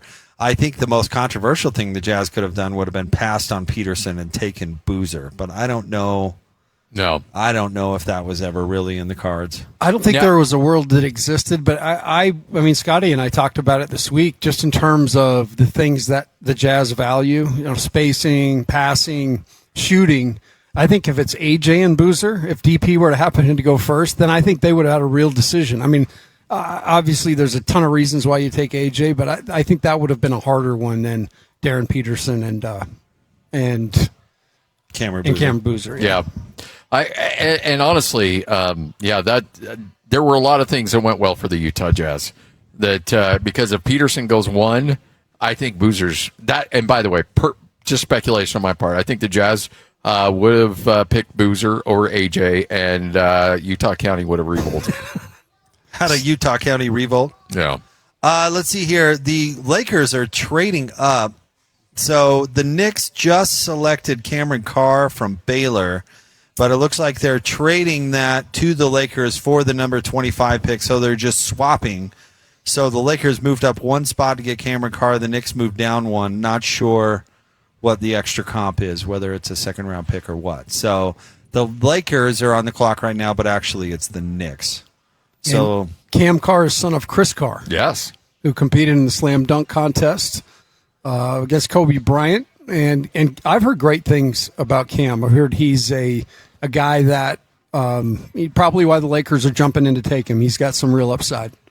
So a young man who thinks he's going to the Knicks, and now he's going on the other side of the country. Coast. Other legacy team on the other coast. How about that? I wonder what they spent to move up just 1 pick. Good for the Knicks. I'll tell you what, Leon. Cash considerations, according to Shams. Leon Rose is, you talk about the wave of agents that have moved into management, and Leon Rose has been by far the best executive that James Dolan has ever hired. And I know that's not saying a whole lot, but to be savvy enough to get cash to just move back 1 pick because the Lakers want their guy. I mean, I love that stuff. I love that stuff about the NBA. It pains me to give the Knicks any credit, but man, Leon Rose is doing a great job. Which is why PK's argument, now that he's not here and can't bogart me, just his argument about that's why I like the way the NBA is structured, because you can't just hit it big with Lou Alcindor and ride it for 20 years into a dynasty.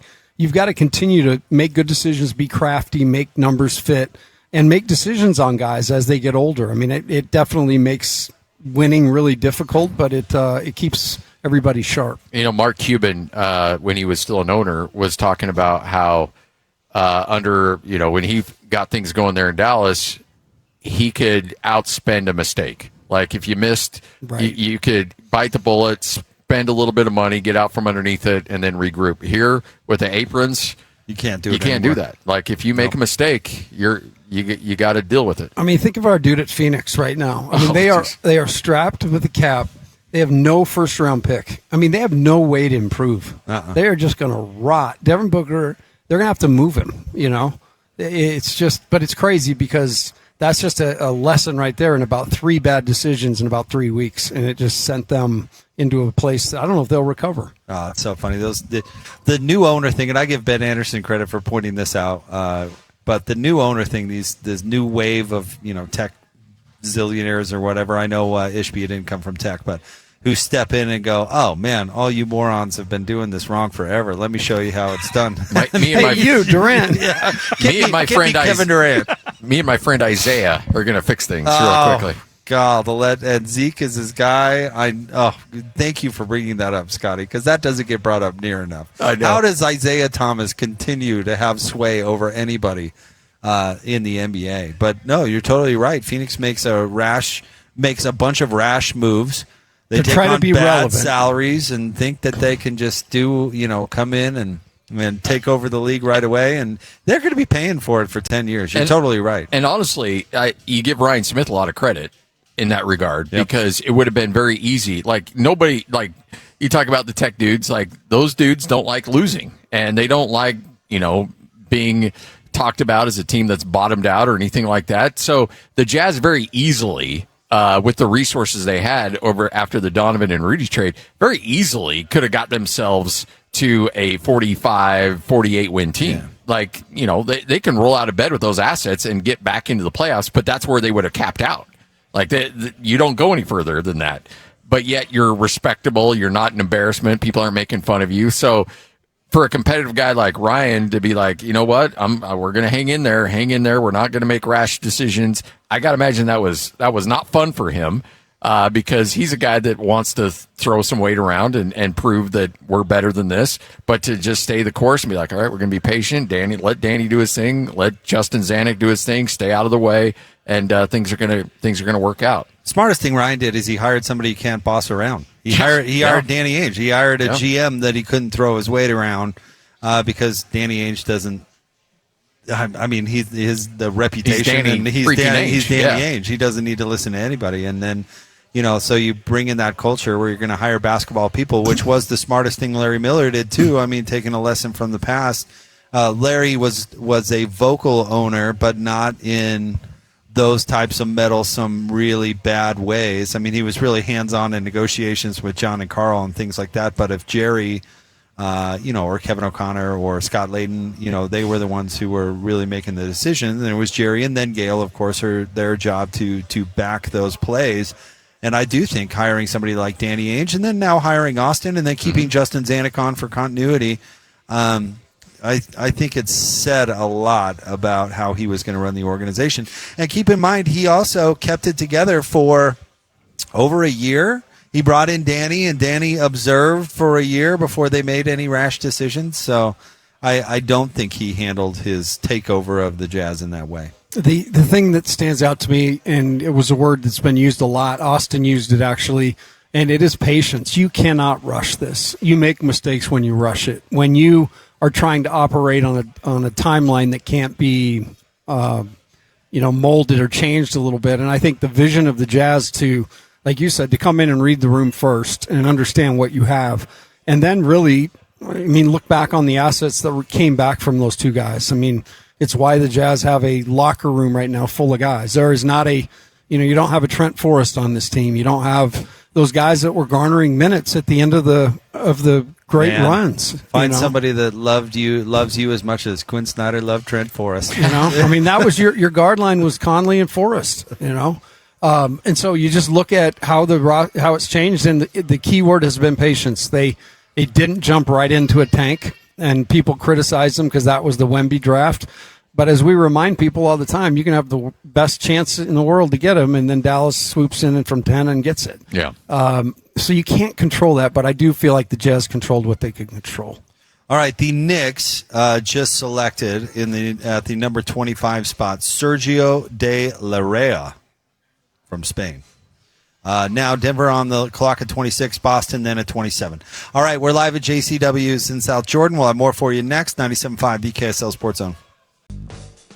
Jazz Draft Roundtable. Jake Scott's got Garrard, the coach, Tim LaComb. We are live from JCW's in South Jordan. What a night tonight for the Utah Jazz, selecting Darryn Peterson with the number 2 overall pick.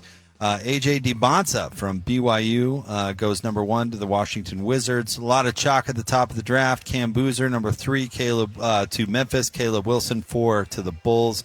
And then, as we expected, guys, bunch of guards going after that. The Clippers take Keaton Wagler.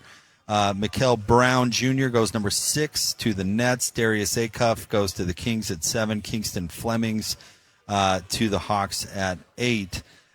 We are currently awaiting the number 26 pick from the Denver Nuggets. The pick appears to be in. We will let you know when that announcement is made official. But we're going to listen to, we had a chance, this, so crazy with the Jazz picking number 2. Usually it's about now, guys, or if not later, that we're waiting to get the Jazz pick on the phone. We've already had Darryn Peterson on the show, which was absolutely great. He joined us, I don't even know what time it is now, an hour and a half ago, something like that, guys, an hour ago? Yeah. Let's listen to that conversation again as we wait for this last part of the first round. Scotty, anything the listener should keep an ear on?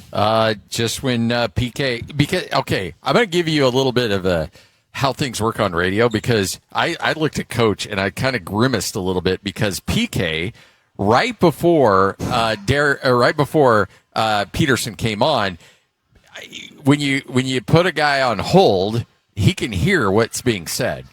And PK said, one of his last lines before we went into the interview said, "You went backwards. AJ jumped you in the draft." And it was a pretty harsh statement, especially if you just came in on it halfway through and you just heard PK say that. And then all of a sudden it's like, "Hey, Darryn Peterson joins us now. How are you?" After you just heard a guy say, "Well, yeah, you failed in getting the number 1 pick and AJ jumped you." So I was kind of curious to see how he was going to respond to knowing that he's going to hop on a show with a guy that just flat out said, "You failed and a guy jumped you." And then PK asked that question, essentially that, and I think PK knew that he probably heard him say that. And so he's flat out says, where your chip on your shoulder? That's, to me, the biggest question and the response that I think every Jazz fan should rally around, because he just endeared himself to a massive fan base here in Utah with that answer. All right, let's get to that conversation. We'll let you know who Denver picks on the other side. But here is our conversation with the Jazz number 2 pick in the 2026 NBA Draft, Darryn Peterson. Congratulations. Thank you for joining us. Thank you, guys. Appreciate it. When you met with the Jazz in your hometown, what were those conversations like, and what were your impressions of that front office that made the trip out there to talk to you? Yeah, it was a great conversation. They were just showing me the stuff that they have in store in the future and how I can fit in with the team, and it went well. And I'm looking forward to it. And you said, ask me the second part again one more time. I'm sorry. No, that was exactly what I wanted to hear, because I know the Jazz really wanted to get at some FaceTime with you, and I guess that gives you a lot of comfort level knowing that you had a chance to chat with them. For sure, yeah, it was huge that they came out and saw me, and I respect that a lot. And it's good to spend some more time with those guys outside of Chicago. So you didn't go number 1, Darryn. How much will you use that as motivation to show that you should have been number 1, and you will prove that at the NBA level in the coming months and years? Yeah, I'm super motivated by it. But it's behind me now. I can't go back and change anything, but now I'm with the Jazz, and I'm super excited to get there. And it'll definitely keep this chip on my shoulder throughout my whole career. And I'll take it out on everybody, not just that guy in particular. Darryn, you know through the process, we love that here. You keep singing that music, and you'll have a bunch of fans, even more fans. Hey, but the question I have for you is, how hard was the process? You're not you've said it. You're kind of a guy that likes to be alone, and not being in the fanfare. How hard was this process going through it with everything that it requires? Yeah, it wasn't hard at all, and I kind of use the wrong words when I say I like to be alone. Just during that process, I was spending some time alone because I feel like I had to go within and try to figure out what was going on. And once I did, now I'm back to me, a family guy, a guy that loves to be around people. I got 3 siblings, so I'm the oldest and all that. So I think I'm a cool guy. So I'm ready to go be that guy, be the face of a franchise. I'm not sure how familiar you are with all of the Jazz roster, but know you're familiar a little bit with Keyonte George, and you talked to the front office. How do you think your game fits on this team? I think, like you said, with Keyonte, we're 2 dynamic guards, and I think we'll be one of the best backcourts in the NBA early. And then we have Lowry and Jaren Jackson and Walker, and I know Bryce Sensenberg went to Ohio State, Ace Bailey, so I know a lot of the guys, and I think we're all complimenting each other's games well. Your plans are to go to Summer League next week here in Salt Lake City, correct? Yep, for sure. Darryn, most guys who are drafted second are going into a losing situation, a team that's rebuilding. This team has reloaded and is ready to win, and you're going to have to find a spot on this team. Nothing is going to be guaranteed. How much does that mean to you to go to a winning team and then try to find your way to make playing time?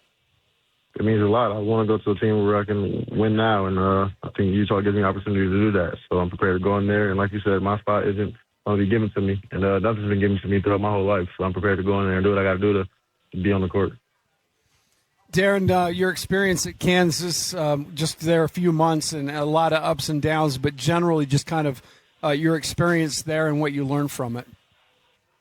I had a great experience, obviously the ups and downs, but that's a part of the game. And I enjoyed every part of being in Kansas, and I'd pick there 1,000 more times if I could go back. But it's behind me, and I'm feeling great.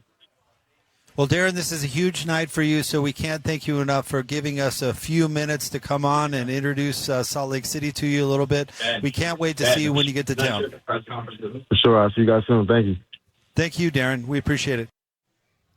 That's Darryn Peterson, who joined us a little over an hour ago, the newest member of the Utah Jazz. They select with the number 2 pick. Coach, thoughts crunching through that for the second time? Well, just again how, the narrative was. Take it out on everybody, not just that guy in particular. Yeah, sir. That's it. No, I just think you get a read through the media, and sometimes it's not always glowing. And I'd mentioned I had a bunch of people reach out and say, "Do you take him based on the character stuff?" And I'm like, "What are we talking about character wise?" And so I think that just refreshing to hear him talk about the process, how it's something he wanted to be number one, and when he found out that wasn't going to happen. Understood the situation here in Utah and was impressed by the visit with them, and they made an impact for sure when they visited with them. All right, Denver, while we were listening to that, did make a pick. They picked Terrace Reed Jr. from center from UConn, but that pick, Terrace, is going to be traded to San Antonio. San Antonio picks up the 35th pick in tomorrow's second round from Denver. So along with, I'd have to look, I think it's 2 futures. But there you go, a little update. Right now, Boston is on the clock, and the pick is in. So we will relay that when it becomes available. So, I've referenced watching Darryn Peterson play live down in San Diego. And the thing that, there was something weird going on with that team. And I don't think Darryn Peterson was completely, it wasn't him. I don't think it was Bill Self. I think it was just a combination of everything. It was kind of a perfect storm, and you could tell Darren's been coached on how to handle that and what to say. He said, I'd still pick Kansas time and time again. I don't buy that for a second, but here's ultimately what I saw. Melvin Council was... Something was going on with him and Melvin Council, because Council was taking up way too many shots. You're the NCAA tournament. Darryn Peterson needs to be the guy on that team. And you had Council taking shots right and left, and it felt like it was almost a contest to see who could get theirs up. And so there was some dysfunction there. I don't know. I don't think Bill Self handled it well. Darryn Peterson, as a youngster, probably didn't handle it particularly well. I think there were some teammates that got sideways as well. It was a good situation for that for Darryn Peterson to essentially say, I got a clean slate. The Jazz, whatever happened there in Kansas, the Jazz hold nothing of that against him. You know what? Creatine, sitting out halves, whatever the case might be, doesn't matter. That's all in the past. What happens now is when you fly to Salt Lake City, when you have your press conference, and you start working out with this team, that's what we're going to judge you on. We're not judging you by anything that happened in the past. I don't think I've had a bunch of people, as Coach mentioned, talking to him as well, like, well, what are you worried about him? And I'm not worried a bit, because one thing that Will Hardy has done is develop a culture of, you know what, you eat what you kill. And I don't care what happened in the past. I don't care anything about that. But you're on this team now, and I'm judging you by what you do here in Salt Lake City. By the way, Boston just, with the number 27 pick, just took Chris Senak Jr., the forward from Houston. Let's see here. Minnesota is now on the clock with the 28th pick, followed by Cleveland at 29, and then the Dallas Mavericks round out the first round at number 30. So 3 picks to go here in the first round, fellas. Senak's a nice player. Watched him play at Houston. Shot blocker, rim protector, rim runner. will fit the modern NBA really well and be a guy that, he'll specialize more on the defensive side, but somebody that can develop that offensive game. I think Houston, I look at them as like, I think NFL teams look at University of Utah players in the NFL, because they're like, you know what you're going to get when you get a Houston player. And that's why you got 2 guys in the first round coming from Houston, because you know that they're going to fight you. That Kelvin Sampson develops a culture there that is, those dudes know how to play and play really hard. So one thing you never worry about when you get a Kelvin Sampson player from Houston is the work ethic and the dedication to playing defense, because he demands it at that program. Well, that's great stuff in the late first round, too. Yeah. If you can get players that come in with that mentality, they usually can deliver right away, and that's exactly what Boston needs. I wonder what Boston's going to do. I heard you guys talking about this a lot today. I do think that relationships in the NBA can be really delicate. And with a player that is, I don't know, what's the best way to describe Jaylen Brown? I mean, he's kind of an emotional guy. I'm not trying to necessarily be too negative. Yeah, he likes to be given credit. He does enjoy being getting he needs his to be flowers. given credit. Yeah, and so Boston's now 2 years in a row tried to trade him essentially, or at least being open to trading him. And I wonder if eventually Jaylen will say, well, why don't you just go ahead and do that? Why don't we make that happen? A couple names that were thrown out. He's from Atlanta, and Atlanta's sitting on just a ton of talent, so that would be a possibility. I also saw New Orleans, who seems to be log jammed for the last 5 years in the Zion storm. Maybe it could unlock some things there, but definitely I'm with you. I think it needs to happen. I don't know that he can continue to coexist and play the way he's been playing with the thoughts he's having. All right, we have 3 picks left to go. We'll let you know who Dallas picks on the other side, and then we'll round out the first round of tonight's NBA draft. If you're just joining us, the Jazz take Darryn Peterson with the number 2 overall pick. We're live at JCW's in South Jordan. We'll have more for you coming up next. 97.5, the KSL Sports Zone. Jazz NBA Draft Roundtable. Jake Scott Garrard, the coach, Tim LaComb, as we have 2 picks left, gentlemen. With the 28th pick, the Minnesota Timberwolves have drafted Joshua Jefferson, but it looks like he is going to be traded to the Brooklyn Nets. So forward out of Iowa State, going number 28. Will end up in Brooklyn. There's a couple guys having a bad night, especially guys that probably left not just eligibility, but a lot of NIL money on the table.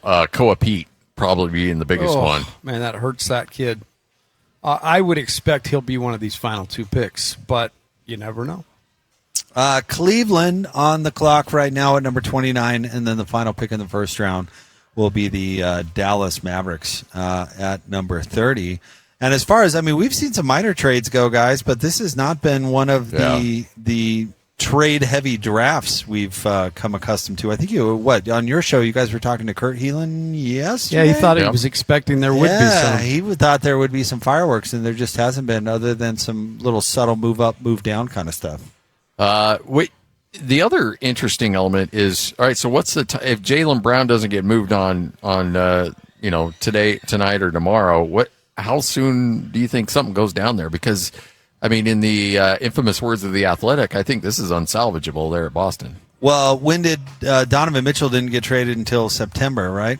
Was it that late? Yeah. They could sit on that all summer. Honestly, they could hope it just goes away at some point and see if they could sweep it back under the rug in the time it would take.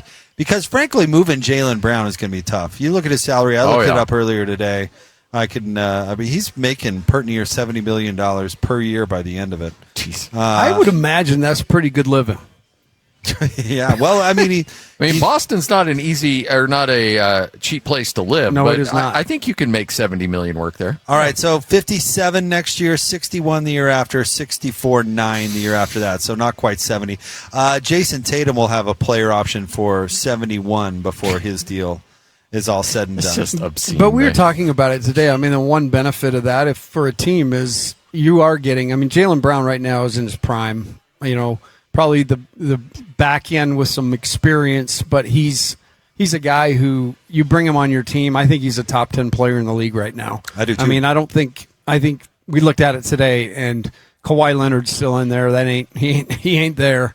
There's got to be some guys that slip out, but I think he's right on the cusp, if not already there. Oh, he was top 5 for MVP this year, right? That's true, yeah. I mean, and should have been. Dude, look what he did with that team. We all thought they were going to tank. That's why it was his favorite year. He got all the attention. That's right. He had all that the credit. success. But honestly, what were they, the number 2 seed in the East? Or were they 1? I think might have been 1. Were they 1? I'd have to go back. Yeah, obviously. It's funny how fast you get. But think about it. This was supposed to be a retool year or a gap year or whatever. What Indiana did, Boston was supposed to be doing, and that's not what happened in the slightest. But he must be interesting to deal with. Yeah. Because he did have a great year. I mean, he was amazing, and he propped them up. Good leader, worked his tail off. To be still willing to, I mean, I guess, their excuse is you're talking about a trade for Giannis, so one of the best players in the league. But Detroit was 1. Of course. Boston was Detroit 2. was We knew 1. that. Boston, Boston was 2. So I wonder what happens there. But if he is disgruntled, I mean, this is the NBA. They sweep a lot of stuff under the rug and pull it together to. That's true.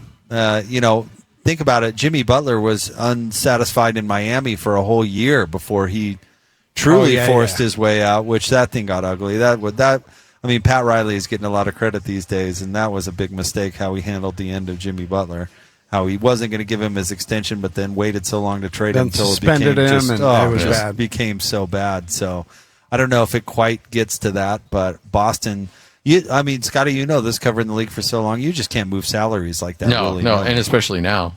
I mean, we joked okay, Jaylen Brown for the number 2 pick. Well, the old way, you could do that, but now you're not just drafting Darryn Peterson, you're drafting a cheap, really good player for the next few years, and that you have to take that into consideration as much as the player itself.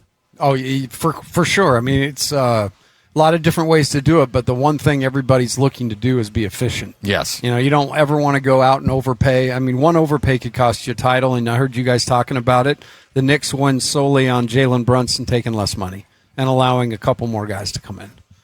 Well, it's the reason they can have Bridges. Right. It's the reason they can trade for Alvarado. Yep. And it makes a big deal. I mean, these, Austin Ainge, Justin Zanuck, they're number crunchers. They're really going to earn their money. And, everybody's optimistic and for good reason. But the Jazz have a bunch of difficult decisions in the next 2 or 3 years. I mean, we're getting so focused on Kessler, but wait till what's coming down the pike. And when they have to decide whether or not they want to keep 2 $50 million players that are a little older than their young studs. I mean, wait till the Jazz cross that bridge. And I'm sure they would tell you, wow, compared to what they've been dealing with for the last 4 years, they'd gladly cross it. But you can only pay so many players in the NBA now. And frankly, the reason why, there are a couple of reasons, but one of the reasons why I think that the agent was trying to move Darryn Peterson away from Utah is he didn't want 2 guys in the same backcourt that he was representing. So you got Wasserman now called, I don't know, was it the team or something like that, the agency? Yeah. And so it wouldn't surprise me if you see some quiet things about Keontae George wanting a trade, and it won't have anything to do with the Jazz. It's just the fact that you probably have an agent out there like, hey, if we can get you somewhere else, then have somebody else give you max money, and you won't get caught up in this Jazz logjam for money coming up here soon. So, and again, it has nothing to do with the Jazz, it has nothing to do with Salt Lake City. It's just a numbers game. Cleveland has selected Alex Caravan from UConn, but he has now been flipped to Sacramento. So not sure what the Kings are getting up for that, but Sacramento moves back into the first round to take Caravan from UConn. So as history would indicate, that's probably the end of Caravan. Going to Sacramento. Yeah, right. That's where people go to end their careers. But I love his game to get at your career. Yeah, right. That's true. Maybe he and Acuff will be a 1-2 punch. Of course, Sacramento taking Acuff earlier with the 7th. But you're right, Coach. I'm a big fan of his. He's gutsy, man. He hits big shots and gets it off quick. He'll acclimate to the NBA well. So no Koa Pete still on the board. One interesting thing I saw there, the best players available, Richie Saunders has moved into the top 4. Yeah, according to Jay Billis, is best available. So I'm pretty sure we're going to see him on day 2. Yeah, and probably pretty quick too. All right, so you got Dusty May, who is taking over Dallas. Dusty May's just been in the midst of college basketball. It wouldn't surprise me if he throws a lifeline to Koa Pete here. Maybe so. I mean, seemed to fit, and you would be certainly getting value. And they didn't waste any time on that pick either. That was quick. Scotty may have nabbed it. What's the salary for the last pick in the first round? What are you looking at? A couple $1 million? Yeah, probably. He would have made so much money. Oh, yeah. He's probably, college. $7-8 million? Tommy Lloyd's probably crying right now somewhere. Yeah. It's like, I tried to give him money. I tried to. Hey, the antitrust, maybe they could figure out a way to get I'm it sure back he'll in. sue. And there's already 50 lawsuits. You saw that today on the 5 Oh, for 5. yeah. Yeah, they're already licking their teeth on that one. Or licking their lips. So Dallas wraps things up here, and then the Knicks will have the first pick coming up tomorrow. Remember, the first and second rounds are now on different days. They're trying to steal a little bit of the NFL model by splitting up rounds into days. Which I still think is dumb, by the way, but I got to tell you, I'm glad we're not rolling into the second round here at JCW. Don't go anywhere. We got the second round for you next. Round coming up right around the corner. Now the intervals in between, of course, just 2 minutes, but nonetheless, second round. It is the second round, so I don't know how much attention the second day garners, but I guess it has made the first day a tad bit shorter. It'll be interesting to see if the Jazz get tempted to, use some cash and try to get into that second round. If there's anybody that jumps out to them, I wouldn't imagine there would be, but you never know. I'd have to look at where they're at on roster spots, but I gotta think that they're done with young players. All right, let's go to the podium for the last pick. Give it to us, Adam. With the 30th pick in the 2026 NBA Draft, the Dallas Mavericks select Koa Pete from the University of Arizona. You predicted that one, Coach LaComb. That was Scooter. All over that. There you go. Koa Pete from Arizona goes the last pick in the first round. Yeah. And he's going to go to the Dallas Mavericks. Mavericks. You're picking that, and you got a guy that's got that kind of talent. You throw it. It's a freebie there. It's house money. Playing with Cooper Flagg. Yeah. Cooper's going to make a lot of people look good. And give him a lot of space. Yeah. So I just can't think about the pay cut, though. That's how funny is that to talk about? You go into the pros, and unless you get picked in the top part of the first round, you're probably going to be taking a pay cut. Shoot, maybe even if you get the top part of the first round. Oh, yeah. You never know, depending on where salaries go. I was looking at the breakdown for Darryn Peterson's salary. He's going to be making $12 to $13 million for his first 4 years, which is a great deal, and I don't know if he would get more than that in college, but it's probably not that far off, to be honest. Adidas will take care of a lot of that. Yes, yeah, he'll be just fine. It's similar to breaking into radio. I'm learning. You sign a bad deal the first one, and then just hope everybody likes what you do. I guess so. I don't know. Is that how it is? I don't know. All right, there you go. The first round is in the books. There's your guy right there. Yeah, Timmy. Thomas. He's like, he had to sit through that drop just like Koa Pete did. Yeah. He's like, I'm glad that's over. He's like, I had a dinner reservation. My steak. Wife wants to go to a Broadway play tomorrow. I didn't want to come back here for this. All right, guys. Well, we have not left a lot unsaid. The Jazz made their pick at the very beginning of this thing, and we've been talking about Darryn Peterson pretty much the whole way. It definitely has been a change of pace from normally how these things go, but now that we've had a couple hours to chew on this thing, let's start with you, Coach LaComb. Let's talk about how the Jazz fared tonight with Darryn Peterson at number 2. A+. I mean, I think it's exactly the type of guy they need right now. And he said it himself, but Locke said it during this process. Austin Ainge said it. You're drafting a guy right now that 3 to 5 years you hope's the best player on your team and is the face of your franchise. And that's how you continue to carry this on.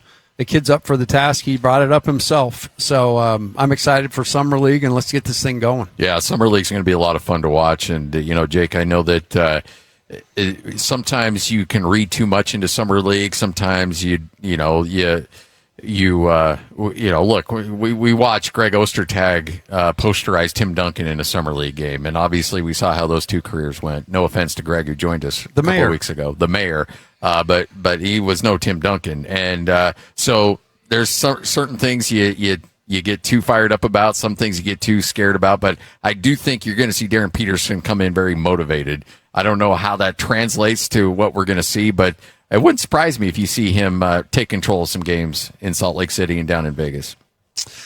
We want to say a big thanks to everybody who helped make this broadcast possible. First and foremost, thanks to JCW's here in South Jordan. Man, they have a great crew down here. They could not have been more welcoming. The food was great. They took fantastic care of our listeners. Excited we're going to be at the American Fork location coming up on Friday for the NHL draft. So big thanks to JCW's, the Burger Boys, simply the best. Thanks to our on-site engineers who got us up and running and looking good, and the cameras and all that. Thanks to Stone. Our guy Stone ran down. Yeah. We were able to get Austin Ainge on live thanks to Stone making that happen. His media availability we were able to take live, so big thanks to him. Thanks to Christian Esparza for producing tonight. Great job, Christian. It's been a long day on the board, I know, for you, so we appreciate it. Christian, how many drafts is this for you now? This is number 4. I was in for all the rebuild. And then, there you go. Christian doing a great job knocking it out of the park. We want to say thanks to Darryn Peterson, who was on with us, called into the show. That was so fun. I believe his first live interview here in the States, so that was great. Thanks to Derek Arduino of the Jazz for making sure and lining that up. Thanks to Ben Anderson for sending back content from his interviews and jumping on during the show. Thanks to Patrick Kinahan and David James, who did a fantastic job jumping on with us. And Scotty and the coach, of course, 10-2. Can check them out at RGS Exteriors tomorrow, but appreciate you both. Thank you very much. It's a pleasure, Jake. Anytime we get to hang out with the great Jake Scott. I don't know about I was just going to say, when I get to hang with the cool kids, here at the round table, it was fun.